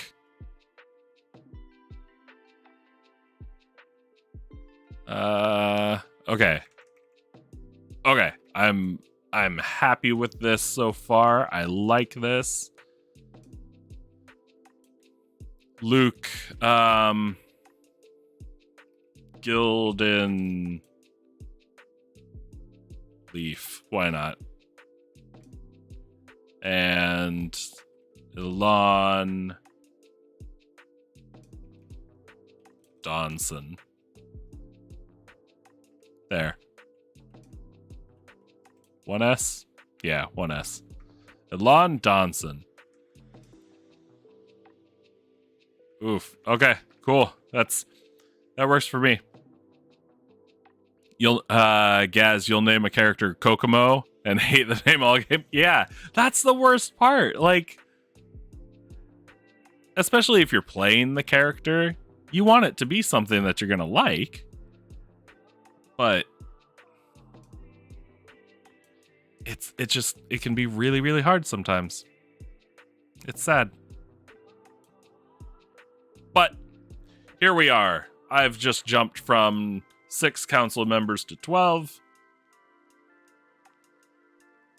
They're all named. They've all got genders. Although, Are you really going to be able to tell what gender a dragonborn is?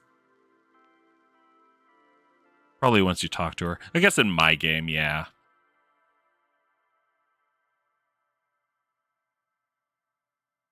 Yeah, that's fine. Okay. We've got ages for some of these. Let's go through and make sure. Older, younger, older. Actually, you know what? Let's make him. Let's change that. Oh my god. Okay, so Karina, she's gonna be young. She's gonna be a new addition. Marcus, he can be middle-aged. Ilan, we'll say that he's younger as well. Thashala. The Shadraki. What is that from? It sounds really familiar. It sounds really familiar, but I can't remember what it's from. Luke. I guess if he's... You know what? We'll say he's younger. It still puts him at like 100 years old. And Trixie. Trixie. We'll say she's younger as well. But that's gonna mean that we're gonna make Thashala, we're gonna make her real old. Shadra Key from D&D. Shadra Key. Hey, you got me Googling it.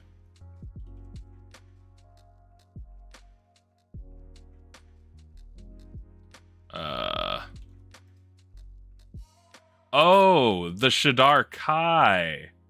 Oh. The, I'll type it out. Like that. The Shadar Kai. Which, I wonder if I can find a...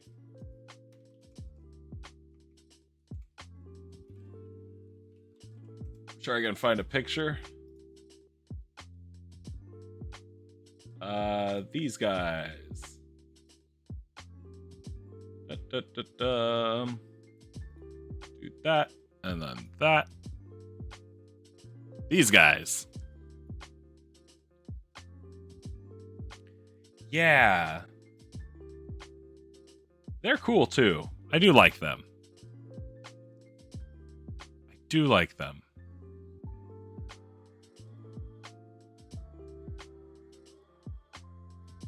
Very nice. Okay. So, council members, that's good. How many did I make younger? 4? Yeah, alright. Maybe it's a... I mean, I guess since I'm not giving them actual ages, it's not like they're all 18. Like I said, younger I would consider 20s. So it could be anywhere from like 18 to 30. Even early 30s. Okay. Council members. Nice.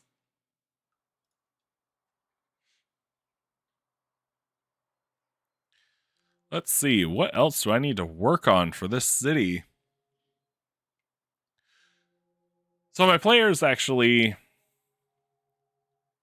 I think I decided I don't need to work on all of this quite yet, because my players are pretty much going to leave the city. They've been in there for one night. Literally got there to rest. Had to fight some invading undead in the middle of the night. And then they're going to deliver a letter, and then they're going to leave town.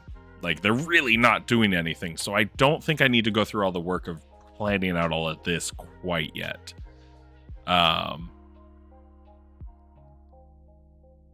But I do want to plan out... who they're talking to, what they're going to talk about.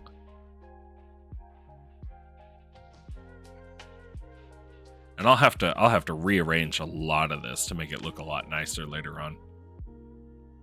You did plenty of time with your basement bong toking D&D days. Yeah. We haven't played Inhibited. But I could see how it would be a lot more fun. I said a lot more fun. I don't mean a lot more fun. I just think it would be funnier. And probably going off the rails almost constantly. All right. Let's see. My current issues. Stuff that they could talk about if they really wanted to. Are going to be these various things.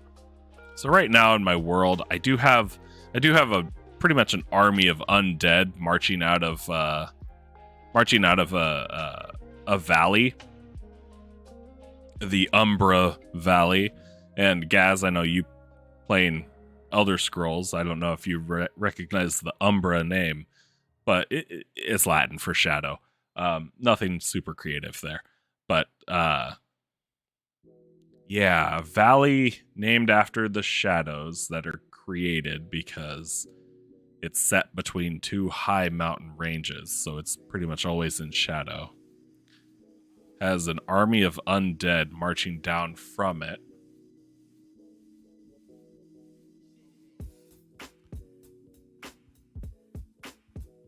So obviously the city has to worry about that.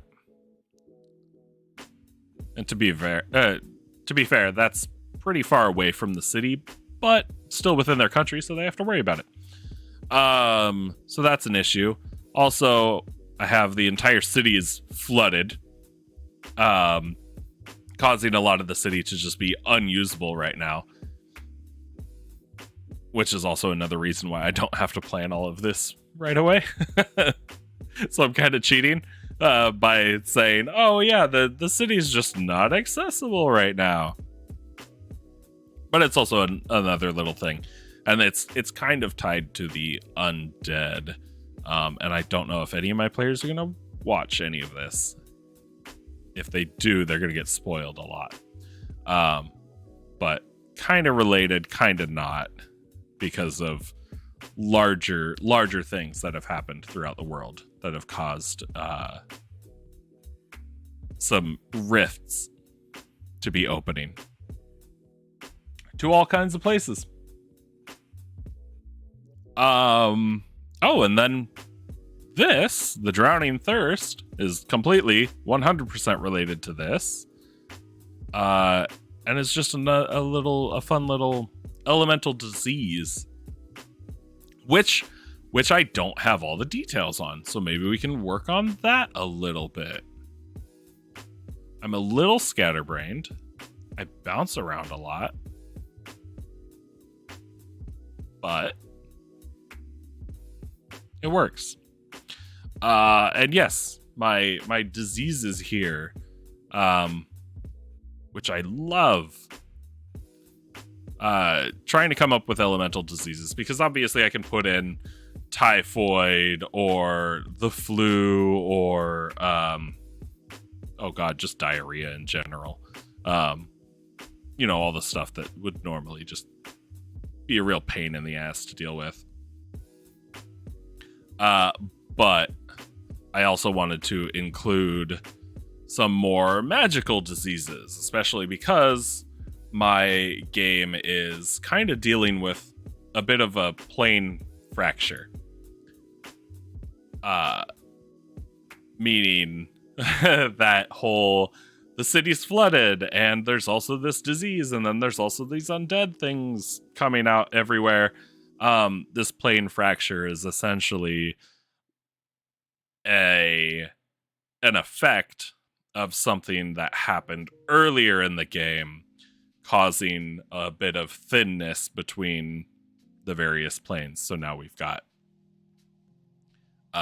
bits of the plane of the elemental plane of water leaking in, and obviously it's right next to this city. So now it's flooding the river that feeds the lake.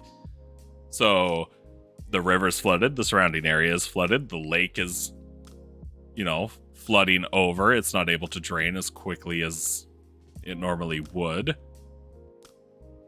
And with it comes whatever diseases exist within the elemental plane of water, which would be the drowning thirst.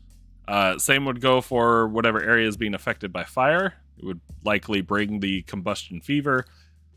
Earth would bring that stone healing, which is very, very bad. And if you Google this, you'll pretty much see that that's exactly what I'm going to go with, except a more magical version. And if you don't want to Google it, I'll just explain that's fibrodysplasia ossificans progressiva. It's a mouthful. Essentially, it's the re-healing of your fractured bones, but they heal in a way that's not typical. And if I'm remembering it correctly, eventually what happens is it ends up seizing up your joints and you can no longer move. So that stone healing would essentially be a very, very slow petrification that only really came into effect anytime you got hurt, and then your body healed itself, but it healed itself with stone rather than the normal methods. Gaz, an infection that turns you ghostly randomly if... Oh, I like that. Oh, I didn't even think about that. An ethereal... thank you. I think I spelled that... Yeah, I spelled that wrong. Of course I did. There we go. Ethereal. I like that. What would you call that? See, I'm trying to come up with at least one per plane of existence. Not that it has to be huge or a ton. Yeah, that would have the potential to help and hinder. Although I think the helping would have to be, they'd have to really think about how it's helpful, because typically a disease is going to be bad. It should very much, or at least my opinion on the situation, it should very much be a Spanish bringing smallpox to the Americas kind of issue, where the beings that are native to that plane, it's just nothing. It's like the common cold to them. But then you bring it to a place that has never encountered it, and all of a sudden it's this huge world-ending thing that they have to deal with. Something that can wipe out entire civilizations. I don't want it to be that strong. I'm not looking to just completely wipe my game with it.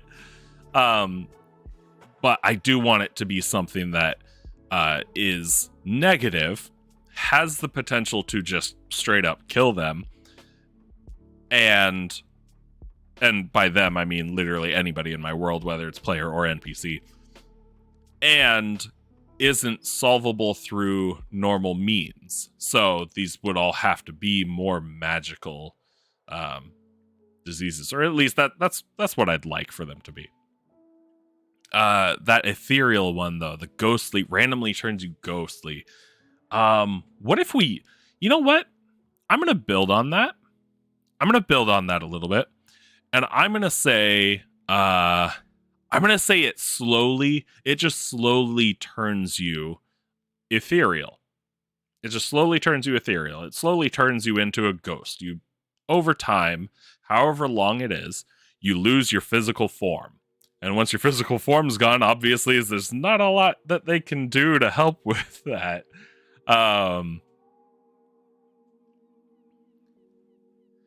Druidic curses that cause roots to become more hostile near the player. I like that.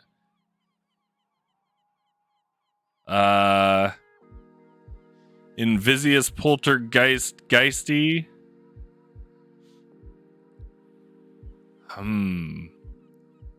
Oh, itis. Invisius Poltergeistitis. Oh. It's a mouthful. It's a mouthful. I like common names. Like we don't call it influenza, blah blah blah, whatever the hell it is. We just call it the flu, right? So what do we call it? What do we call that? I like that. Let's do this. Thank you, Gaz. This is an amazing idea. I love it. Slowly turns the infected. I'm going to spell it wrong, even though it's right in front of me.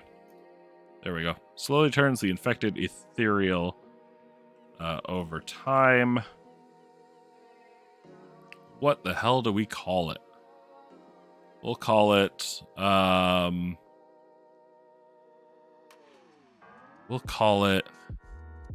blanking. We'll come back to it. Drowning Thirst I want to expand on a bit, because I have the idea in my head. This is why I'm trying to do this. I need to get my ideas down on paper or in a record of some kind, so I'm gonna do this. Drowning Thirst. The infected, what do they do? Let me say it out loud, and then maybe I can figure out how I want to type it. So essentially, anybody infected with the Drowning Thirst, they become thirsty. They become so thirsty that they end up drinking themselves to death over time. And what happens is they end up drinking so much that their body gets waterlogged almost completely. And then because their body's not able to hold it all in, it comes out in streams of tears and out of their nose, and it shows as excessive drooling in the later states. Like this is late stage. Because obviously we have other ways of expelling water. But if you're taking in too much, you're taking in more water than what is actually, or what you can actually get rid of. That's how this ends up killing you. So they drink and drink and drink and drink. They cry. They essentially cry out tons of this liquid. The liquid starts pouring out of every single orifice it can, nose, mouth, eyes, ears. And that's as much as I'll go into detail on that one.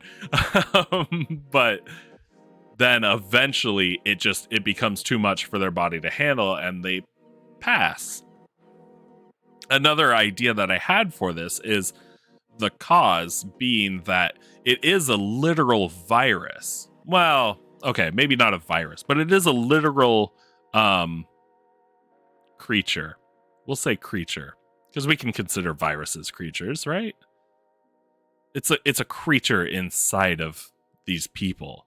It gets in them, and essentially it's almost like tiny microscopic water elementals that are reaching out and trying to acquire as much water as possible.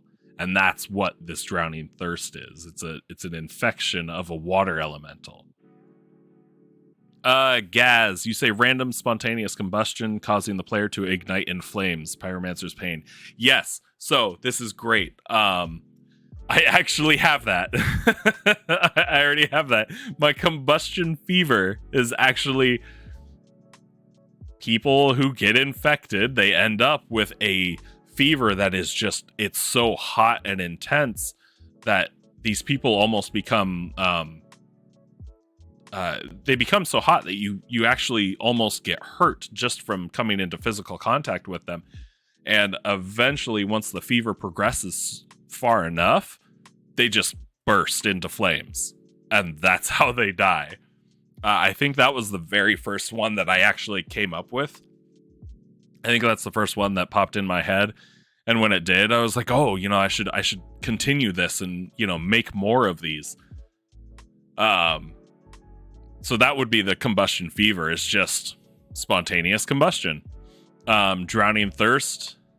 To be fair, the visuals I pulled from the Doctor Who episode with David Tennant.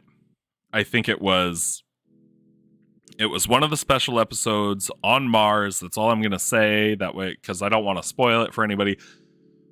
But I stole the visuals from that. And it's a great episode. Amazing episode. And super emotional. The stone healing, obviously it's related to something real, which is why I made sure I put in the actual name of the disease, because I wanted to make sure that I held on to that inspiration. And then the typhoon cough, Gaz, Doctor Who, not Doctor Who, it's Doctor Who. Everybody knows Doctor Who. And then the typhoon cough is, it's your typical respiratory infection, except since all of these are elemental diseases, ideally they're being caused by small elementals within your body. So the typhoon cough would be air elementals within your lungs that cause you to create gusts of wind every time you cough, and eventually you just cough your insides out. And coughing up your lungs, in case you didn't know, is very, very bad for your health. A disease that turns you into sand or dirt from canvas. That is a good one. Or crystal. That's a good one. The crystal one I could actually tie in with the stone healing. If visually I didn't want it to be like actually turned into like granite or any other kind of solid or any kind of typical rock, I could do that and make it crystal instead. And actually that might be a good what do you call that? That might be a good variant on the disease. And I'm gonna type that in. We'll just do crystal variant. Gaz, something like the Deku curse from Zelda. The Deku curse. Is that the one that turns them into like little Deku trees, or the Deku kid? Because I didn't play Majora's Mask. I need to. I want to, but I haven't played it. Oh. But something like that would be fun. And there's another thing, because I've got fire, water, earth, air, ethereal. Thanks, Gaz. Again, Fey, shadow. There's a lot of different planes. And then there's the mixes. A curse like that, or a disease like that just turns them into a tree or something, would be great. And I love it. It's definitely more nature related, and there's nothing wrong with that. I love all sorts of magic stuff. And I kind of did that a little bit when I sent my players to the Feywild. I had them fight a hag that actually had bodies in a swamp, twisted up and captured by vines, and was literally draining their life essence. But I had them illusioned as trees in whatever pose the bodies were in. So I had fun with that. So I love the visuals of that kind of thing. I love people being, or I love the idea of nature showing up as bodies or people, or that kind of mix. Canvas, a you are what you eat disease for the plant or tree transformation. That's a good one too. I'd probably attribute that more to like a curse if you ate something that you weren't supposed to, like a holy tree or flower. I'd probably go, you know what? Whatever god is looking over that is probably going to go, yeah, that was the wrong move, buddy. So how about every time you eat a carrot, you become more carrot-like? That would be a good one. Oh, but the elemental diseases. Let's see. So all of these, whoops, pressing the wrong buttons. All of these are kind of based on the different planes. For the ethereal, a shadow variation. I could do that for the shadow plane, actually.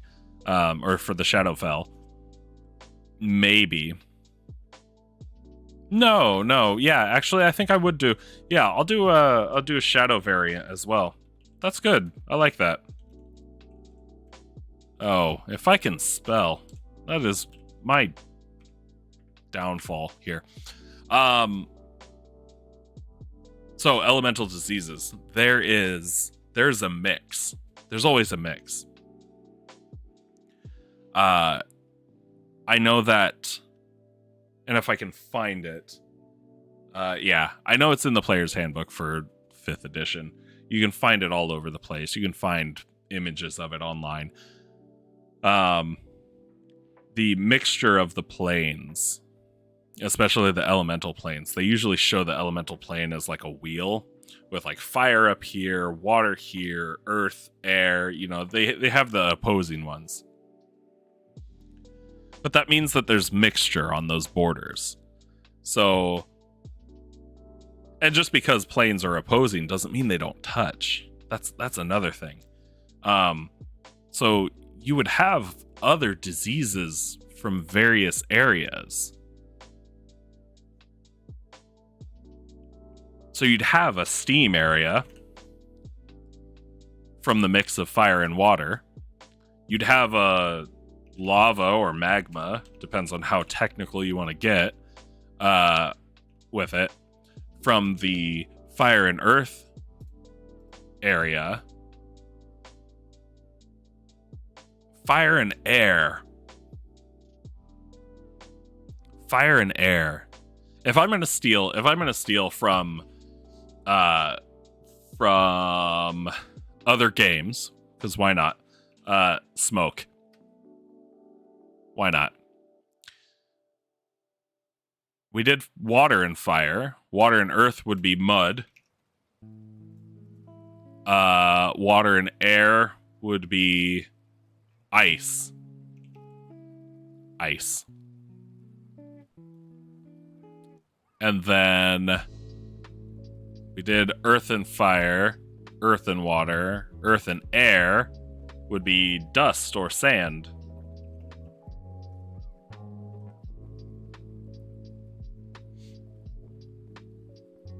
Fire and air, though.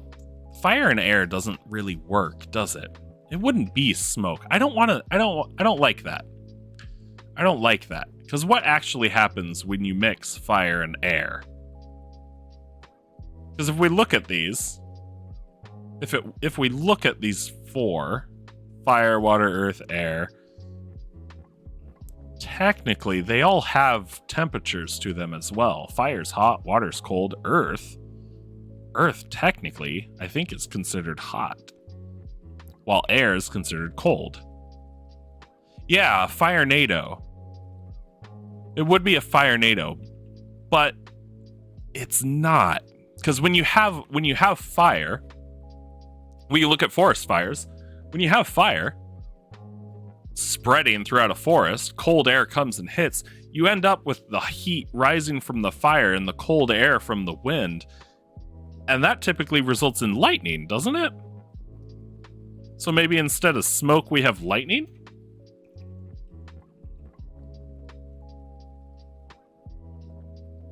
Gaz. Like an infection type of psychosis causing players to hallucinate beings that only the infected can see, but they can actually be hurt by them. Oh, I like that. I like that a lot. Oh. That would work really well for that ethereal one. Oh, that would work really well. maybe that's what, because generally you have a disease that goes untreated, you're probably not gonna die from it. Unless your body manages to fight it off. But if your body has no way of fighting it off, like we would have with these ideas, then that would work really well for the ethereal one. Because in typical D&D, the ethereal plane sits right on top of the material plane. You just can't see it. It's like saying there are ghosts all around you. You just can't see them because they're just slightly off. Just slightly off. So what if the ethereal, and maybe I'll take the shadow variant away. Maybe I'll take the shadow variant away. And what the ethereal one does, instead of turning them ethereal, it lets them see into the ethereal plane. It lets them exist on both planes simultaneously. But that means that they can be affected by both planes simultaneously. That would complicate things, and that would make for very interesting encounters, because then anybody that's affected by this disease would appear to be hallucinating and suffering some kind of psychosis, because they're saying there's something out there. There's people chasing me. I see, and it depends on how graphic you want to get with your descriptions. And I would probably get pretty graphic with my descriptions. These people who are now able to see ghosts of creatures that were killed and never moved on, maybe because they are angry, and I think that's typically what the ethereal plane is mostly inhabited by, is the spirits of creatures that they're not done yet. They still have a tie, and a lot of the time a tie to the real world means you have unfinished business, you're angry about how you died, maybe you died in a bad way, whether it's murder or suicide or other methods. I like that.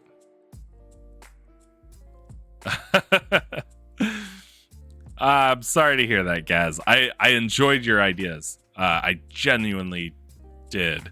Thank you, and I will see you around. And enjoy your nap. Okay, so yeah, let's steal that idea. So slowly, no, it slowly affects the infected in a way that causes them to exist on both the material plane and the ethereal plane at the same time, and they become affected by creatures on both. Yeah, why not? That works. This causes the appearance, of hallucinations and psychosis. And I'm sure I can word that all better, and I will eventually. I still need to... you know what? I just thought up a lame name for it. We'll call it Ghost Vision. And we'll improve on that later.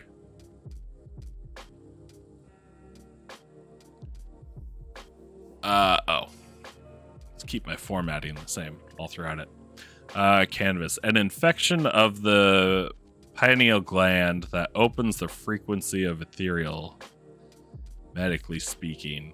Yeah, we could say that that's kind of the source of the disease in the body. That wouldn't be a terrible one. Actually, yeah, because I think that kind of would reside in the head. Yeah. Resides in the mind or brain. And that might be something that I'm missing throughout here. Because let's do the typhoon cough. Resides in the lungs. Because why wouldn't it?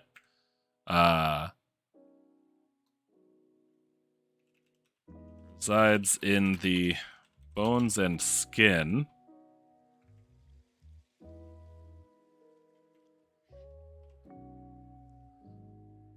Although, yeah, maybe we'll just say bones and skin, because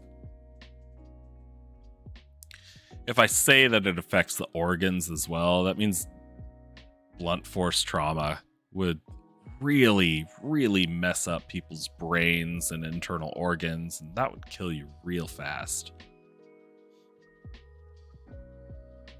Or it resides in the bones and skin initially before moving on to internal organs. And now it's just coming to me. In later stages, regular movement and bodily functions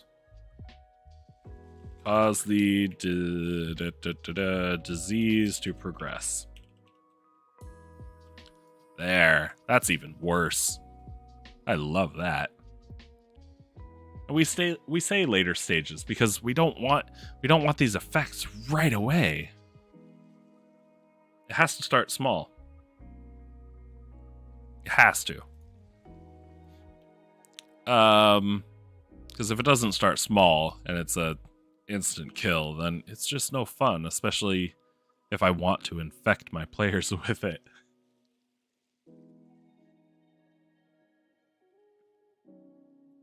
All right.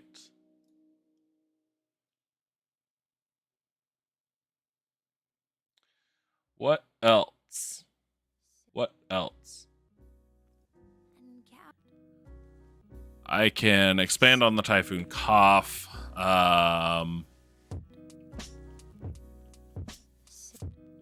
The infected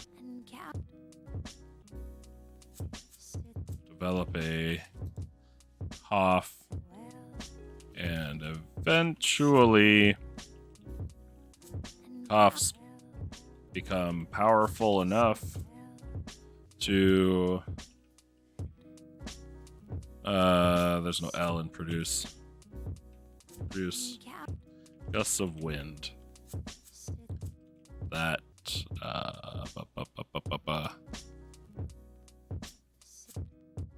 no later stages. Nope. How do I want to word this? In later stages, the gusts of wind become so powerful that the infected coughs up internal organs. There we go. Horrible way to die. Canvas. How fast do these diseases progress, and are they contagious? That's one thing I haven't decided on. Yes, they're contagious. I kind of know how some of them spread. I mean, obviously, and I'll add this for the for typhoon cough. Spreads through the cough.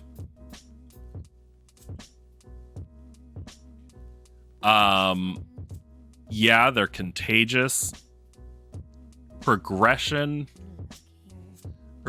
is going to be a harder question to answer because I haven't really decided. Because these are diseases from different planes of existences. So there's no vaccine against these. Not yet, anyway. In my world. There's no vaccine against these. So any kind of quicker progression would cause player death or even party death if they all got infected.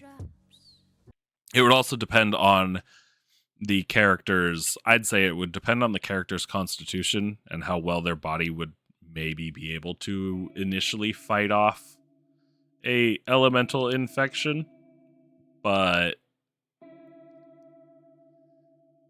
that would probably be a high DC and a tough thing for them to fight off. Otherwise, because of that, I'd say that the diseases would have to progress not slowly, not quickly. I wouldn't want them to have a week before they're dead, but I don't think I'd want to give them a month or two to sit there and deal with it and see if they can figure something out. I feel like a week is extremely fast progression for a disease and could kill off a lot of the population. So maybe the diseases progress over 2 or 3 weeks, and then it depends on how healthy the infected are beforehand. So obviously those that are more physically fit are going to be able to handle it a bit better. People with impeccable charisma are immune. If you could talk your way out of a disease, sure, it would probably be them that'd be able to do it. But I've never come across anybody that could talk themselves out of the flu.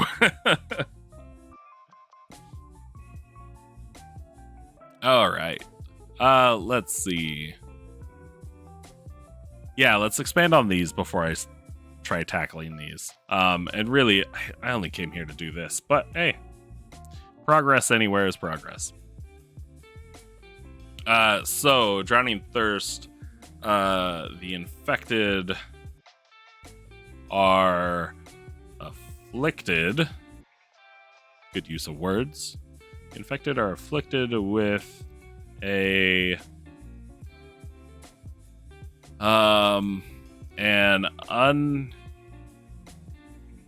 unending need to drink water. Yeah, that'll be fine. Regardless of the source. And I say regardless of the source. Hello, M16. I say regardless of the source because I've already had my my party pass by an NPC infected with the Drowning Thirst, drinking straight from a lake, between a couple of the little boat houses, and yeah, it's not a pretty sight. I really tried to make sure that was very clear. What kind of work am I doing? I am just kind of expanding on my own homebrew stuff. I have a D&D game that I DM. We do it every first and third Saturday of each month. However, I've taken January off so I can plan out stuff a bit more. And right now, because I've really slacked on my planning. Right now I'm working on the city that they're in and kind of trying to figure out what I need to make sure I have done for them the next time we play. And I think the next time we play is going to be a lot of role play, so a lot of off the top of my head stuff.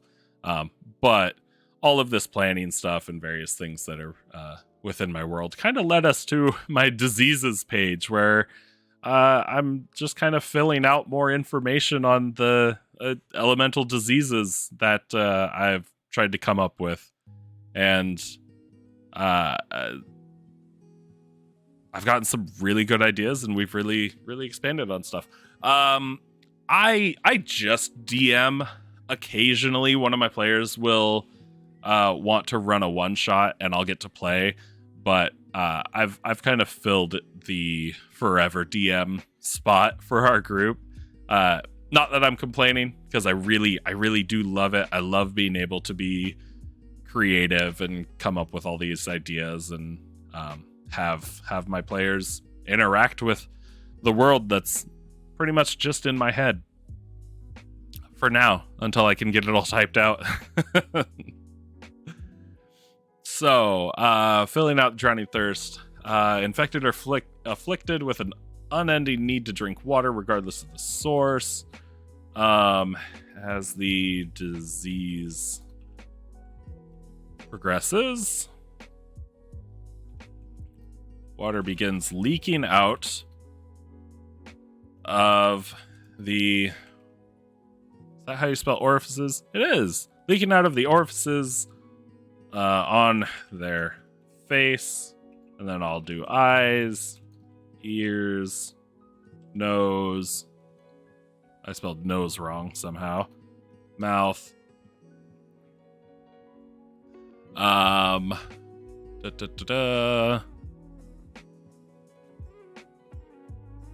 In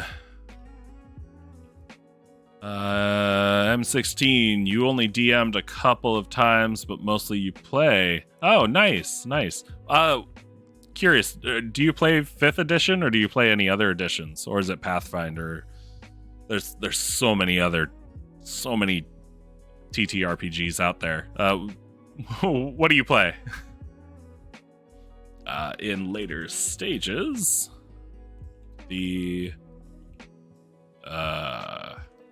thirst becomes so unbearable that... No, that's not what I want to do. In later stages, the thirst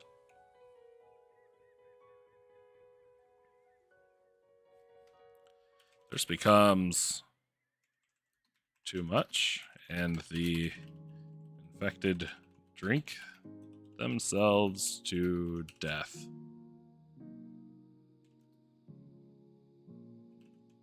Internal organs bursting. All right, now we're getting graphic. M16, you play 5e, and one time played a 3e one shot. Okay. How did you like 3e? When I was first getting introduced to it, I think, if I remember correctly, that's what my friends at the time were trying to get me to play, but I ended up not playing eventually. It seemed way more overwhelming, and 5e has just been a lot better and a lot nicer, especially for first-time players, first-time DMs. Things seem a little more streamlined. And I've got various opinions on stuff, so because I've also read up on 4th edition and how people have felt about that. But I think 4th edition would be fun to play as well. Paladins are so limited to what they can do in 3e. Yeah, I've heard that with the simplifying of 5th edition, a lot of people, especially those that really began with 2e, 3e, 3.5, it feels a lot weaker, a lot less numbers. Your smites felt powerless. That's a sad thing when you're playing a paladin. That is what you are. A paladin is their smite. So it sucks if you feel powerless.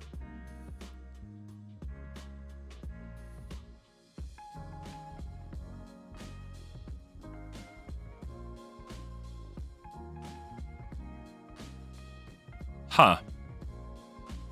That's funny. Because I know a lot of people that will defend to the death 3E and 3.5, but Your wife was still kicking ass with her wizard. Yeah. I think as long as you're not playing first or second edition, wizards are great no matter what.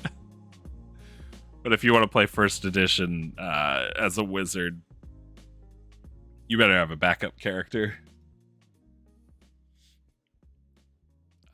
Let's see. How does Drowning Thirst spread?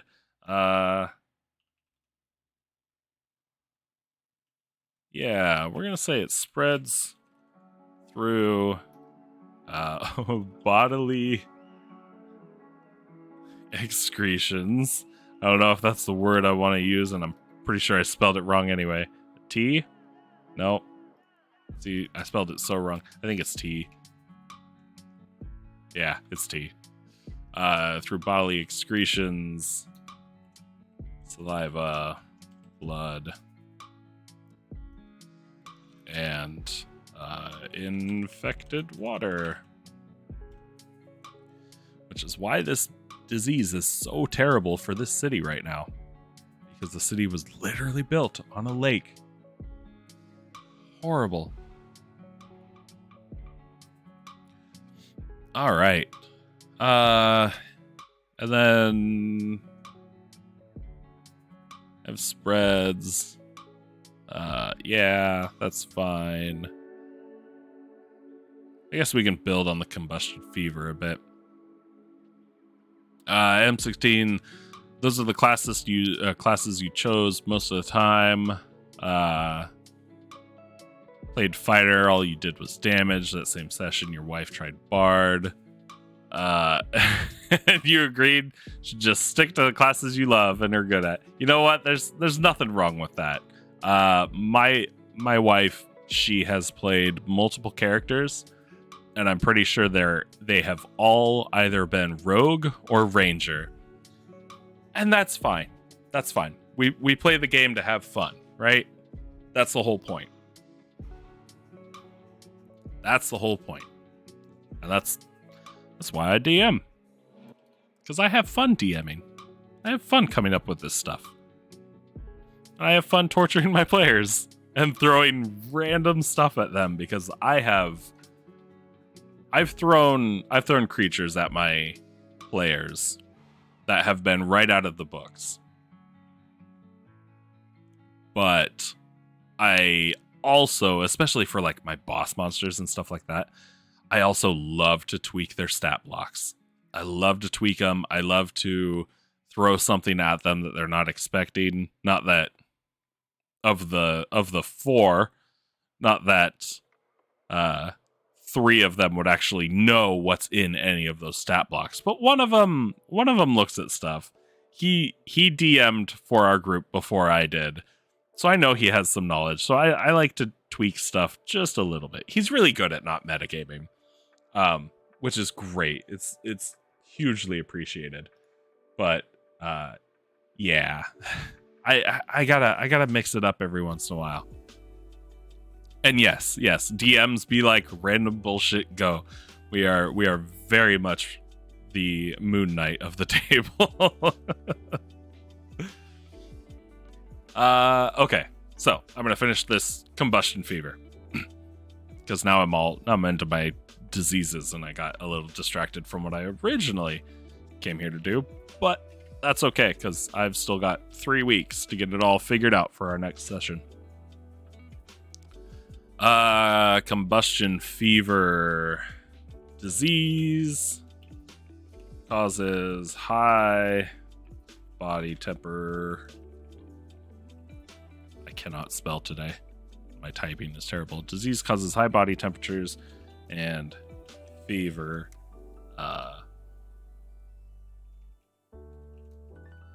Later stages cause the infected to be hot to the touch, almost to the point of hurting those touching them, and eventually the infected burst into flames in a bout of spontaneous combustion. I cannot believe I spelled spontaneous correctly. M16, but no matter what session we are in, we managed to convince the DM to let us do at least one thing we want to do more than ever. Start a relationship in the campaign. You know what? That's... Where do I stand on this? Where do I stand on this? I actually don't have anything against relationships in campaigns.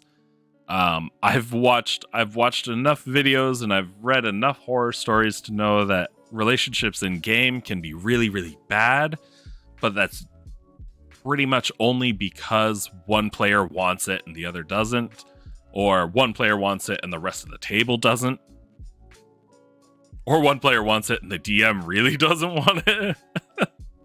But if it's between two players and they both agree, especially if it's husband and wife, or, you know, whatever, if it's two people that are already in a relationship and they want their characters to have a relationship, yeah, I'll let them do it, as long as everybody at the table is comfortable. And that's really nice. I'm assuming you guys kept it nice and PG. Nobody was uncomfortable, so it was actually a nice, like, wholesome thing. Well, we just want to be together in the game like real life. Yeah, exactly. There's nothing wrong with that. And I mean, if you can make it work and build that personal character story, it's even better. It's even better. I love it. It's great. Okay. I spelled combustions. There we go. Combustion. All right. I think those are... That's...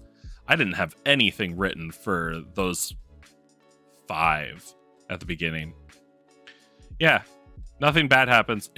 Like I said, if you keep it to a level... I'm not going to say PG, because, hey, maybe...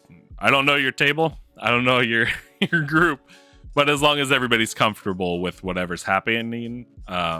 That's all that matters. That's really all that matters. And that's great.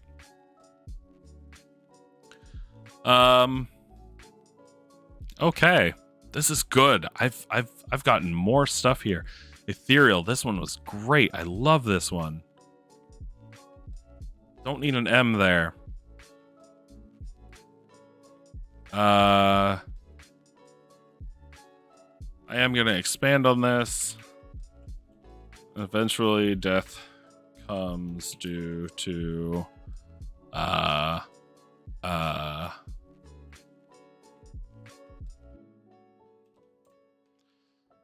eventually death comes due to an accident on the material plane, or more often,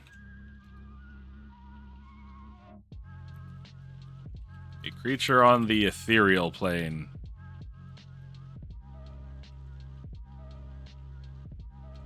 There we go. Love it. You guys keep it tolerable. Yeah. No, that's great. And I actually, I think it's kind of an unspoken rule. It's an unspoken rule at my table, even though we're all friends. We've been together for a long time. My wife is one of my players. We've been together for ages. It's kind of an unspoken rule that there's pretty much no sexual role play at the table whatsoever, because really, if anybody's gonna do it, then they probably should just take it to text. Don't do it at the table. Nobody wants to listen about you guys' fantasies right now. That's not what we're here for. And you know, if it was, then it should have been discussed long beforehand. All right. This is good. This is good. Okay. Oh, and you know what? I'm going to copy that link and go back here, go in here, and I'm going to link this. This is using OneNote has been the biggest thing ever for all of my DM planning. Being able to link stuff across different pages and whatnot. I love that. I love it. I love it.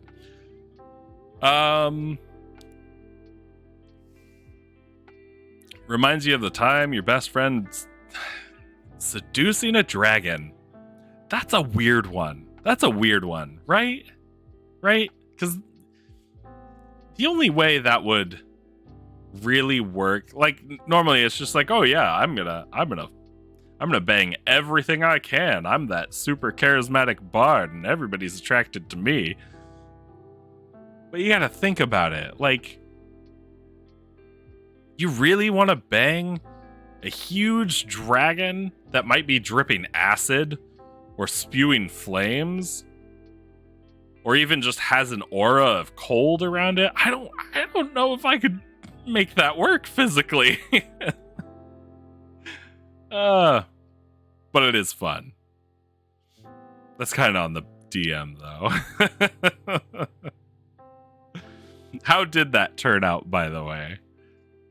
I've heard ways that DMs have turned that around on their player and made it something that they absolutely regret. You just ask why he says to get a dragon as a companion to.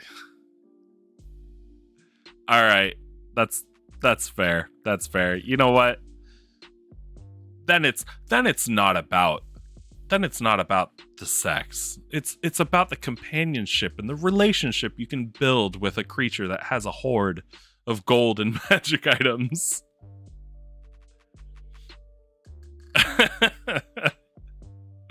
Yeah, that's you know what? Some guy wants to seduce a dude dragon. That's fine by me. That's fine by me. And you know what? Who says that dude dragon isn't into it?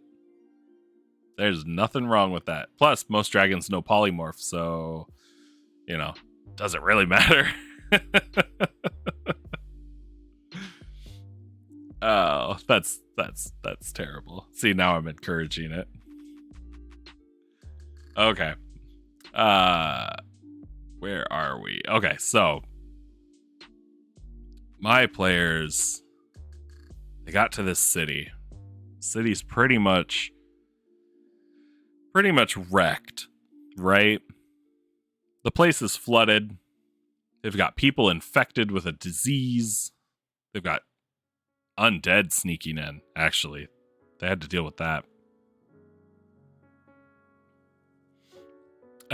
Yeah, I don't think you have to worry about the dragon being okay or not. They'll be fine. If they're willing to do that, they'll be fine.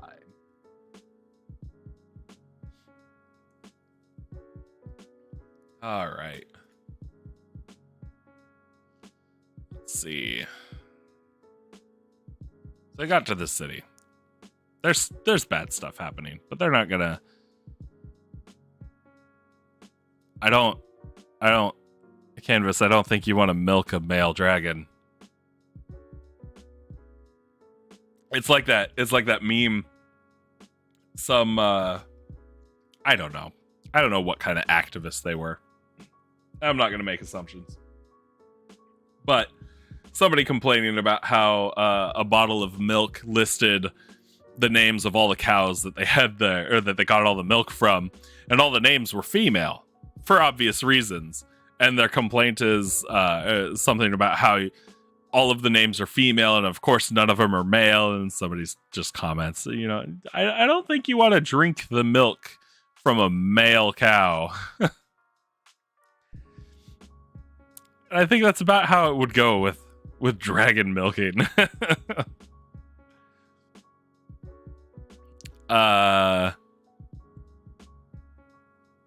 M16. The bard's goal is to date a dragon. That's a noble goal, honestly. That is a noble goal. I mean, how's it any different from, wanting to date a princess or a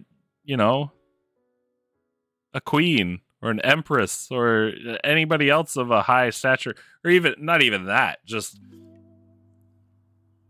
like any female Olympian. Yeah, it's fine. If it's what his bard wants to do, then yeah. More power to him, I guess.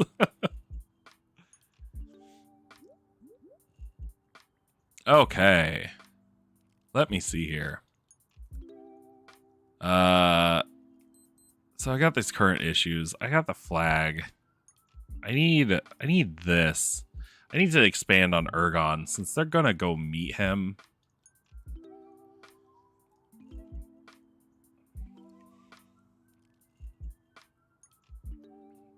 You said he's an idiot because you're in the middle of a dragon bachelor party.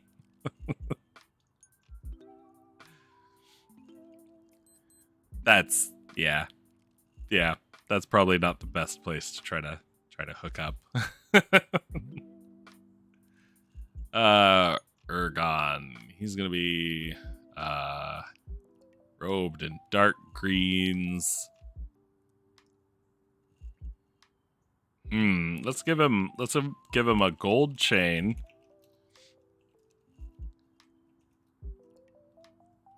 With a what kind of person is he? We'll do a grape leaf. Hey, you never know. Grape leaf pendant. That might be something that we could tie to some kind of backstory. I don't know. Maybe his family has ties to a vineyard in the area. Yeah, that works. Cool. That works for me.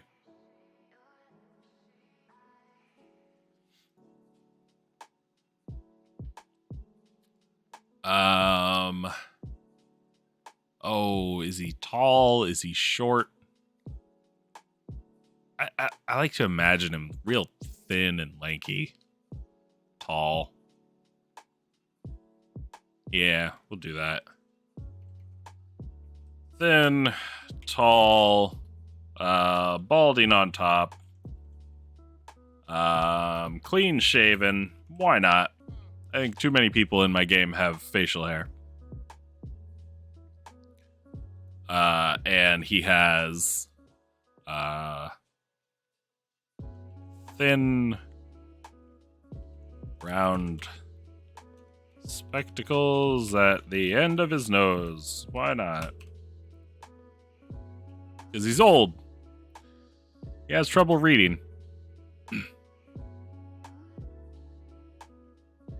M16. All the dragons are dudes. Yep. But he found a white dragon female. And then he froze to death. Oh no. DM quoted quote from your DM: "The dragon's insides are so cold you freeze to death." Ooh. Well, I mean, it's impressive he got that far, but it definitely sounds like the DM was just tired of it. And let me guess. The next character he rolled up was the exact same bard.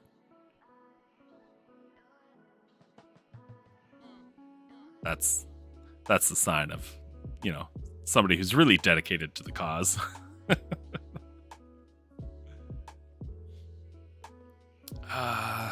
All right. I have no idea what kind of voice I'm going to do for Ergon. I try to do voices for all of them, but I got no clue. I'll probably just wing it at the... I could probably do my old man voice. Well.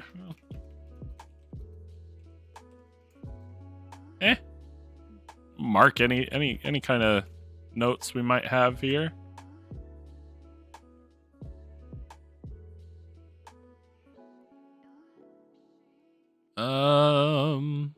Let's see here. I'm not going to expand on the prison right now because I don't have to. God, I hope I don't have to. I should probably do it, actually, now that I think about it. Because those players of mine just might get themselves in trouble. Not thrilled about that. No, they're gonna be good, right? I can trust my players to be good. I can trust them to not screw things up in this city. I am 16. He played smart and brought a kobold rogue.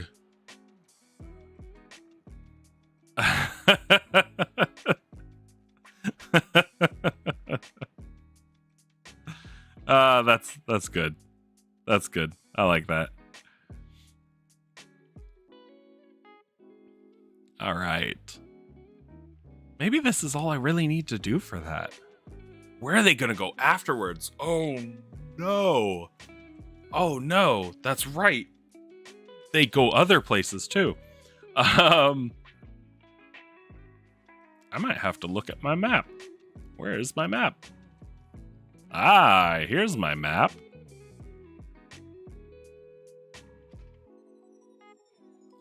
All right. It's not great. Not the best map in the world, but it is what it is. With that kind of name, you can guess what he was going to do, but the DM was clueless. Yeah. Yeah, how do you miss that kind of a hint? How do you miss that? Oh well. It resulted in a good story. Although a weird one.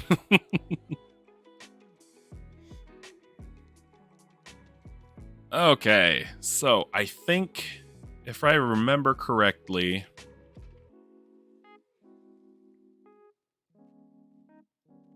I probably don't. So my players are here. Right here in Izun. I think they're going to follow this road back to Waiton. And then they're going to go find some monk temple up here. And then come back down. Go back. And then go up to Hullen Lodge. To Ketchion and then Kazdal Rim. So they can fight in the arena. I think. I don't really need to do anything in Waiton, although let's see what I have in Waiton.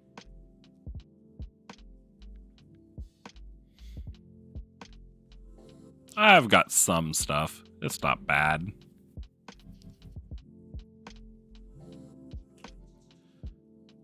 I really didn't plan that out a whole lot. But I guess I do need to. I need to do that monk temple where they're going to go. I need to do that monk temple. I don't have a page for that.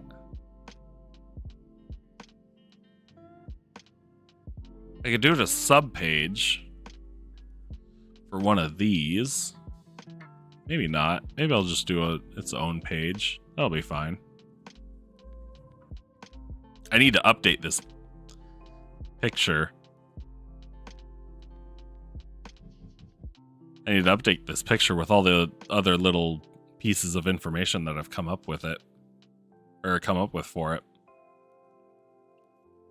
That's the trouble that I ran into with my map creation, because I started out hand drawing it, and then I made a digital version which wasn't exactly it. There were a lot of differences, but I expanded on information on the digital one.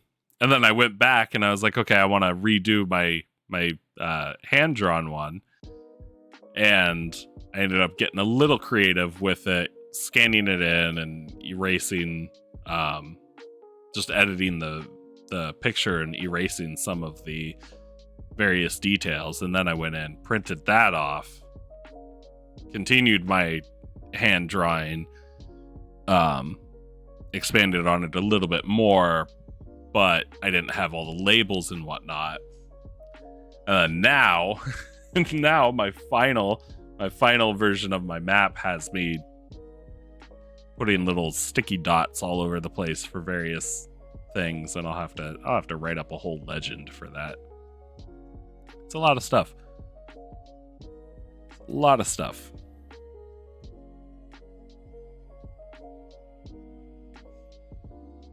So, let's see. Okay. Whatever. Let's do... Make sure I don't have a note anywhere.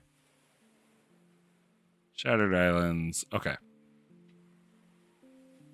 So, I'm gonna do this. I'm gonna do a new page. I'm gonna promote. Then I'm gonna put it there. Whoops. Promote.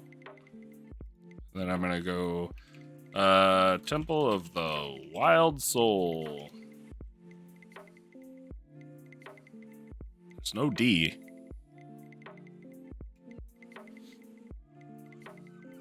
All right.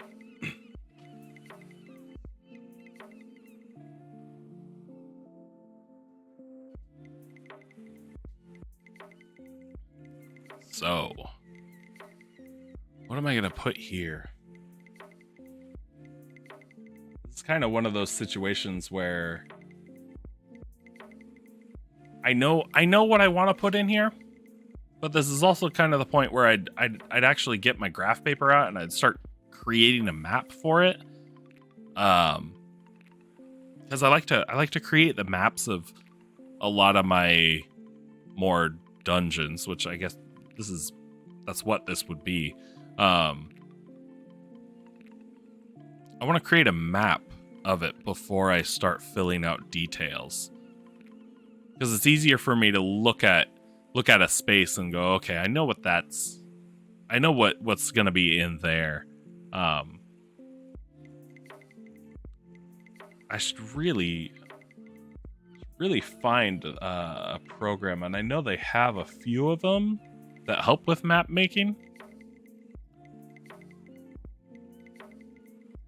It's not a dungeon. Everything's a dungeon. Whether we'll call it an above ground dungeon.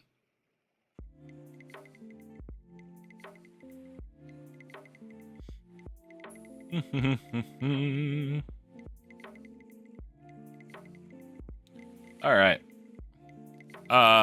So first of all, I guess we'll do a quick description. Description's always good. Getting any ideas out that I can. The Temple of the Wild Soul.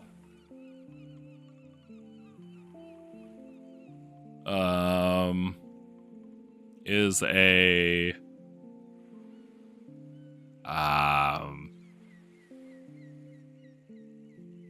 we'll just write out exactly what it is. Monk / spiritualist.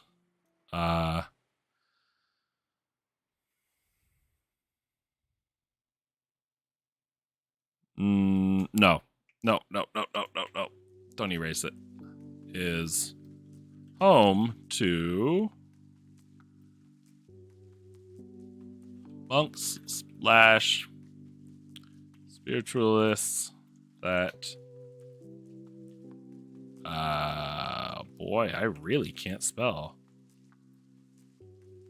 Practice the Wild Soul. Why do I keep putting a D at the end of that? Beliefs. Is it the Wild Soul? Is it the Wild Soul?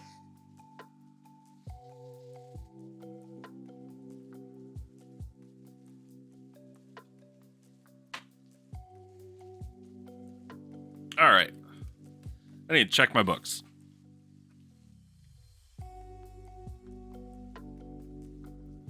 Monk.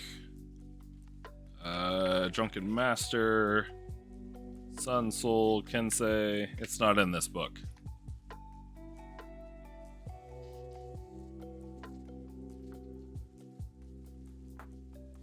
Alright. Let's try this book. It is the monk subclass.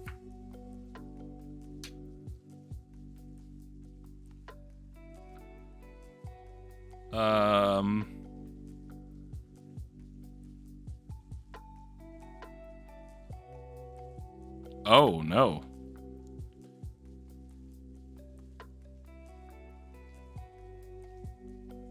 It's not. Ooh. Astral Self. Why did I name it Wild Soul?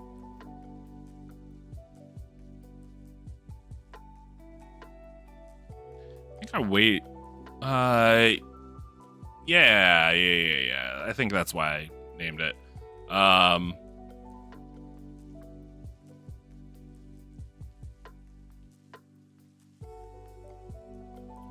Wild Soul.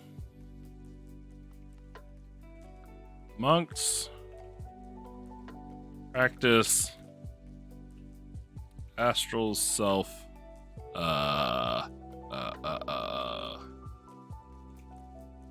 Oof. In an attempt to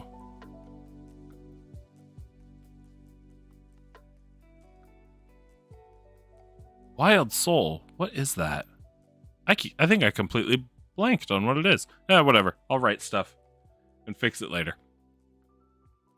The monks practiced astral self martial arts in an attempt to become closer with the wild soul, training not only their bodies but their spirits as well. Cool.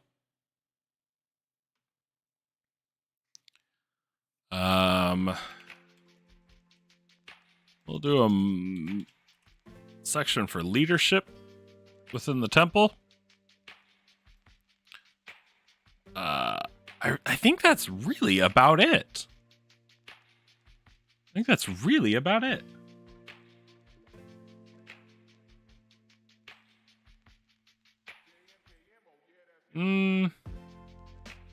Yeah. That's about it. Now for the bad stuff. The temple was infiltrated by, what are they? They're devil worshippers.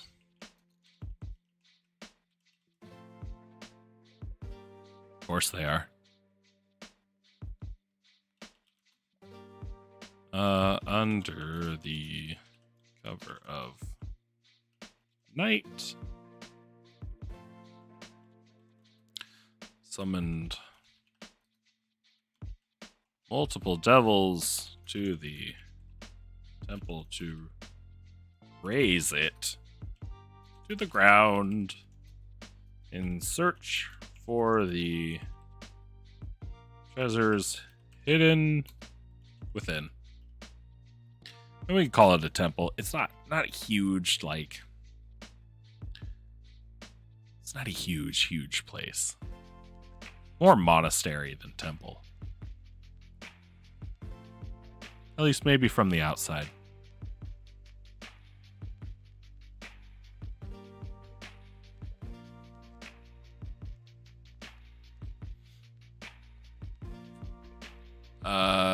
So, temple was infiltrated by devil worshippers, and under the cover of night summoned multiple devils to the temple to raise it to the ground and search for the treasures hidden within.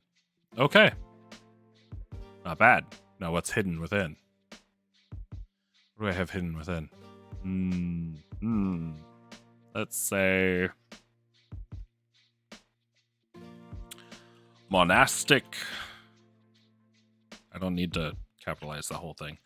Monastic treasures. Let's go with.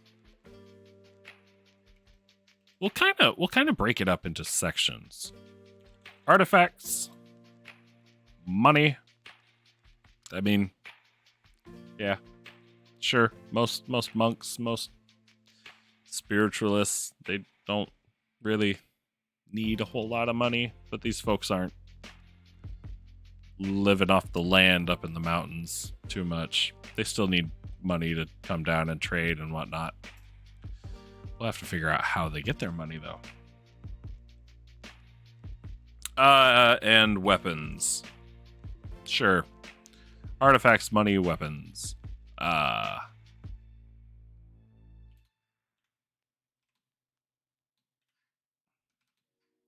There we go. Leadership. Okay, that's not bad. I think at this point, I'm going to have to actually draw it out and figure out exactly what this place looks like. Because if I don't think I'm going to be able to make a whole lot of progress. And that's okay. That's okay. It's all fine. It's how I've done it pretty much this entire time. I draw out a building. Draw out how I want it to look. I draw out how many rooms I want, where all the hallways are, where are the secret doors, where the vaults are, all that stuff. And then I figure out what's inside. Because it's hard to decide what you want. Well, I guess it's not. Because if you want like a minotaur in a place, you go, okay, well, I need a space for a minotaur. I guess it depends. It all depends. But that's fine. That's good. That's good.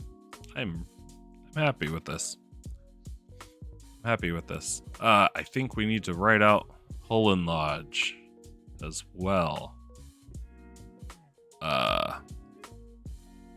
Yeah, this town, Hullen Lodge. So I did something.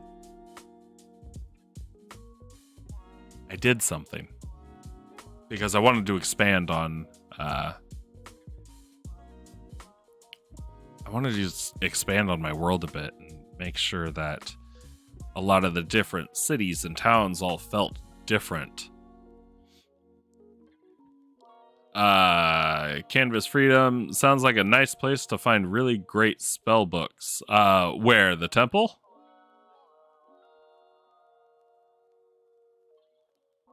But for Hullen Lodge, I kind of randomly rolled, and I had a few different effects. So before I even started planning this, which I guess is going to be now, rolled for it, and now I have to build a cult that's taken over this town. Yeah, I could throw in some spell books, and actually I might throw in a few magic scrolls. Spell books aren't really going to be useful because the party isn't very magical.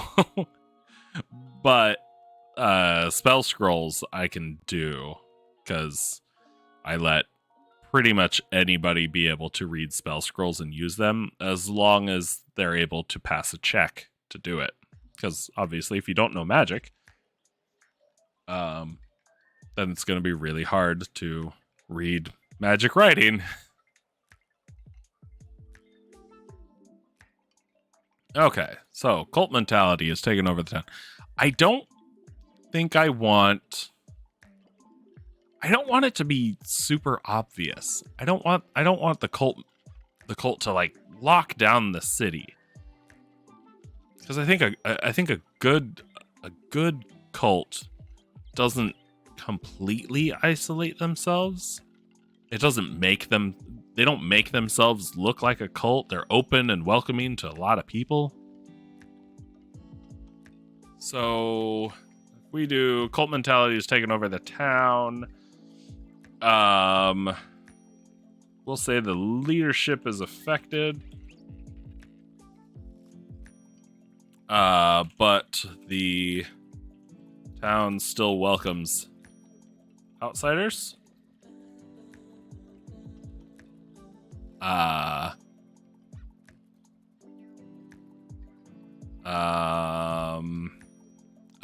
What evidence would there be?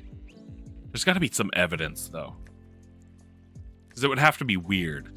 It'd have to be weird. We'll put weirdness. Maybe with the people. I think there are missing people. There's gonna be a cavern nearby or a cave. Outside of town. That's not bad. It's not good, but it's not bad. Okay, so got a cult. What are they doing with missing people? You know what? I think these folks are going to be devil related as well, because I did want these devil worshippers and these cultists to have I want them to have a larger role in the world, but I don't want it to be obvious. I want my players to come across them, but I don't want it to be the only thing that they're encountering. I want them to kind of be the man behind the curtain, pulling the strings. So, what if we do devil cultists are sacrificing? Because why not? Devil cultists are sacrificing townsfolk to pull more devils into the material plane. That works. What else are you going to sacrifice townsfolk for? Harvests, I guess, but devil cultists don't care about the harvest. They want their devil lords there. That's not bad. Okay. Leadership's affected. Why, though? Why? It's not like these cultists came in and convinced the leadership in an entire town to let them start sacrificing people for nothing.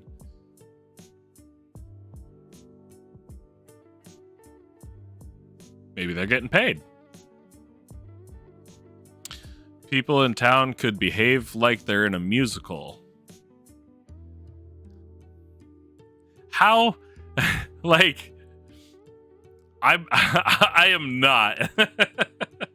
I am not going to roleplay a town full of NPCs all singing.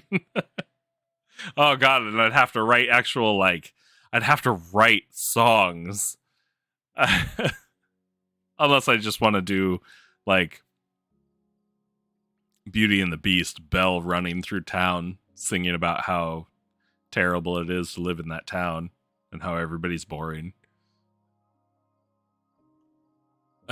That's silly. Okay, leadership is affected. Leadership is affected. How are they affected? They're paid off. Why not?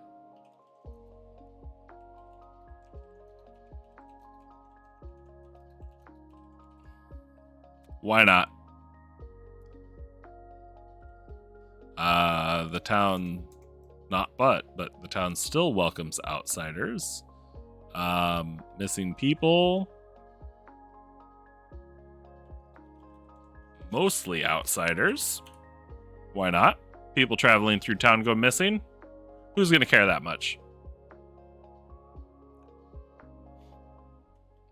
I can get rid of this comma. That way I know it's one full thought. There's a cave nearby outside of town that secretly houses a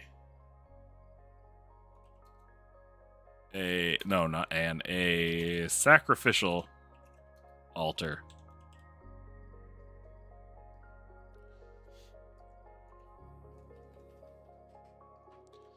There we go. And you know what? Because they're so close, this could be the source of the devils that attack the temple.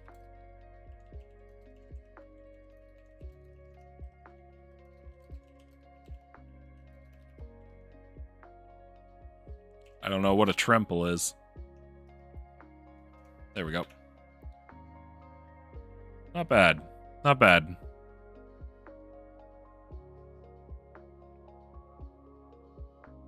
Not bad at all. I think I'd need some shops.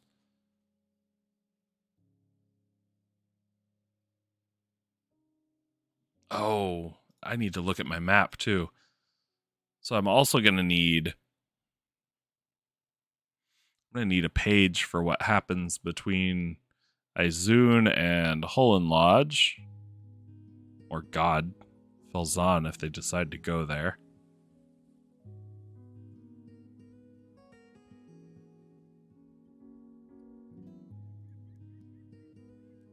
Okay. Let's do new page below. And we'll do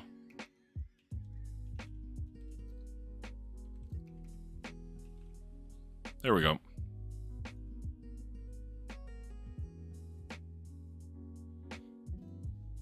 Now I have a page for various encounters on the road.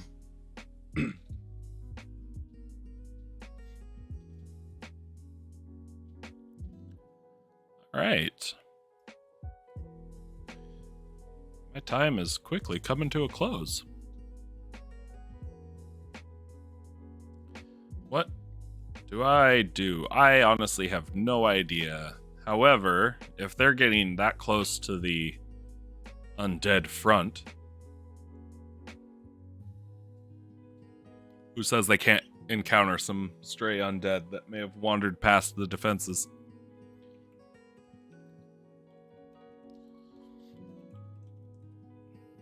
Stray undead creatures. Let's see, what wildlife might there be? Oh, you know what? That's just a good section to have. Wildlife. Deer. Buffalo. Why not? Rabbit. Eagles. No, not eagles. Hawks. Where else? Boars. Yeah, why not? Not boards.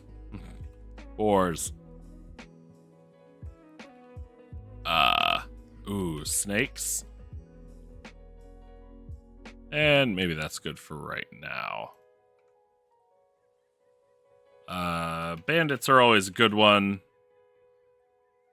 Yep, snakes. I think I beat you to it, Canvas. Bandits are always a good one, although I'm pretty sure my players are going to scoff at bandits. Unless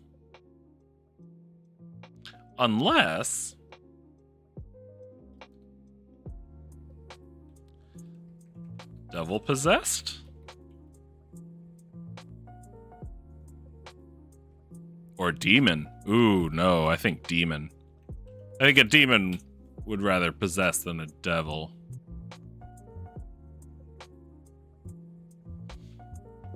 What kind of undead? Maybe I haven't thrown a ghost at them yet. Ghosts would be easier to get past, or they'd have an easier time getting past any defenses. Rodents. Yeah, I'll just write rodents. Oh, I'll have to look at my map because I think I've also, or my physical map, because I think I've also got some bullet points here and there.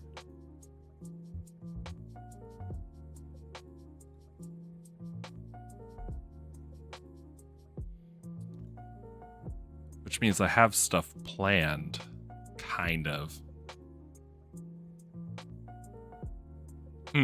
Okay. Did that. Temple of the Wild Soul. Oh, actually, I know what I can put in here. Possessed plant life. I could. I've used a lot of plant creatures. But I guess there's nothing wrong with throwing some more at them. I haven't thrown a whole lot of like mushrooms and myconids at them, which I do have a lot of that related.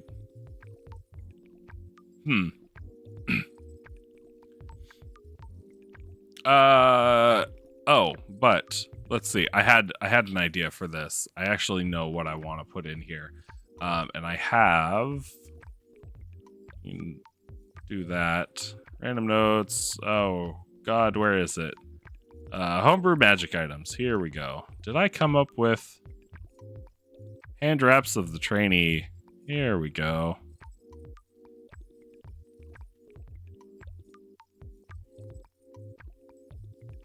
Let's see. Worn cloth hand wraps.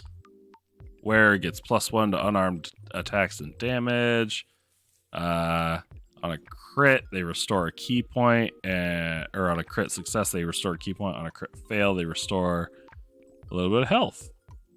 Yeah, hand wraps of the trainee. No, here we go.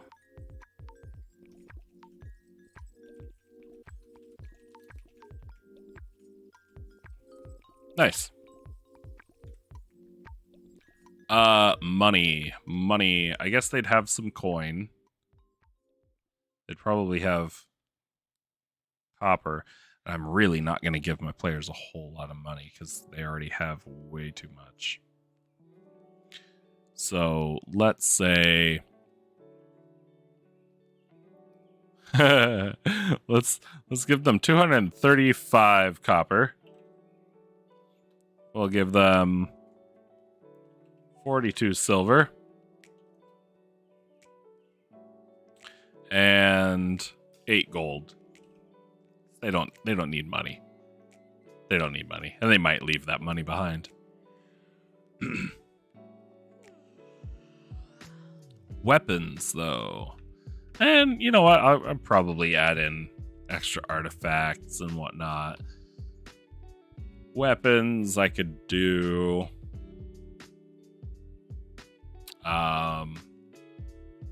Oh, actually, yeah. That would be a good spot to include my other weapon, the ethereal blade, which needs the quartz circle. The singing sword, yeah. Weapons. Ethereal blade, which means the other artifact would have to be the quartz circle.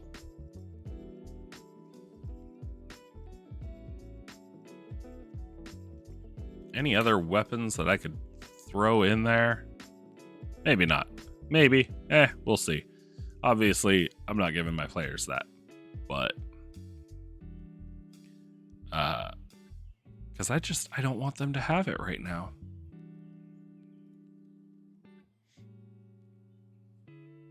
Okay.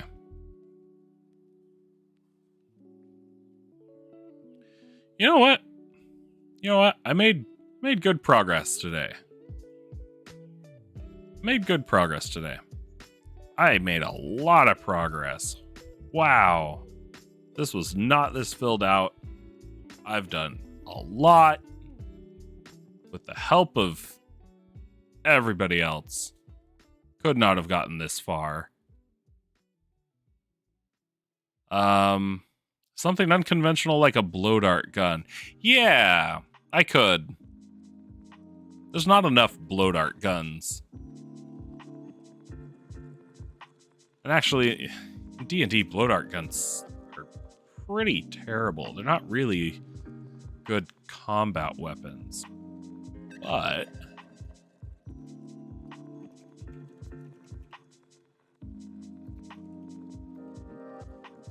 I could make one.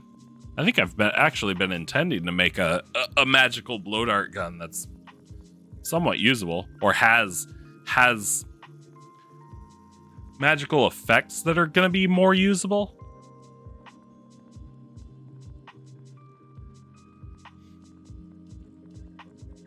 All right. Well, cool. We've done a lot today.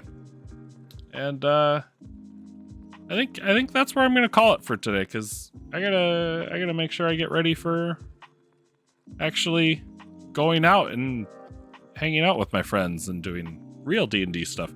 Hello, Gift of Gabby. Welcome. I'm sorry to say you're catching me right at the end because I'm about to get off. But I mean, this video will be up, so if you want to watch through it, please feel free to do so.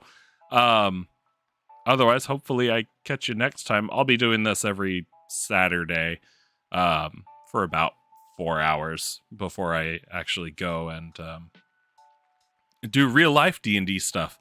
I'll be sitting here planning out my stuff and sharing ideas. So thank you to everybody that stuck around. Thank you to everybody that watched, and I'll catch you all next time.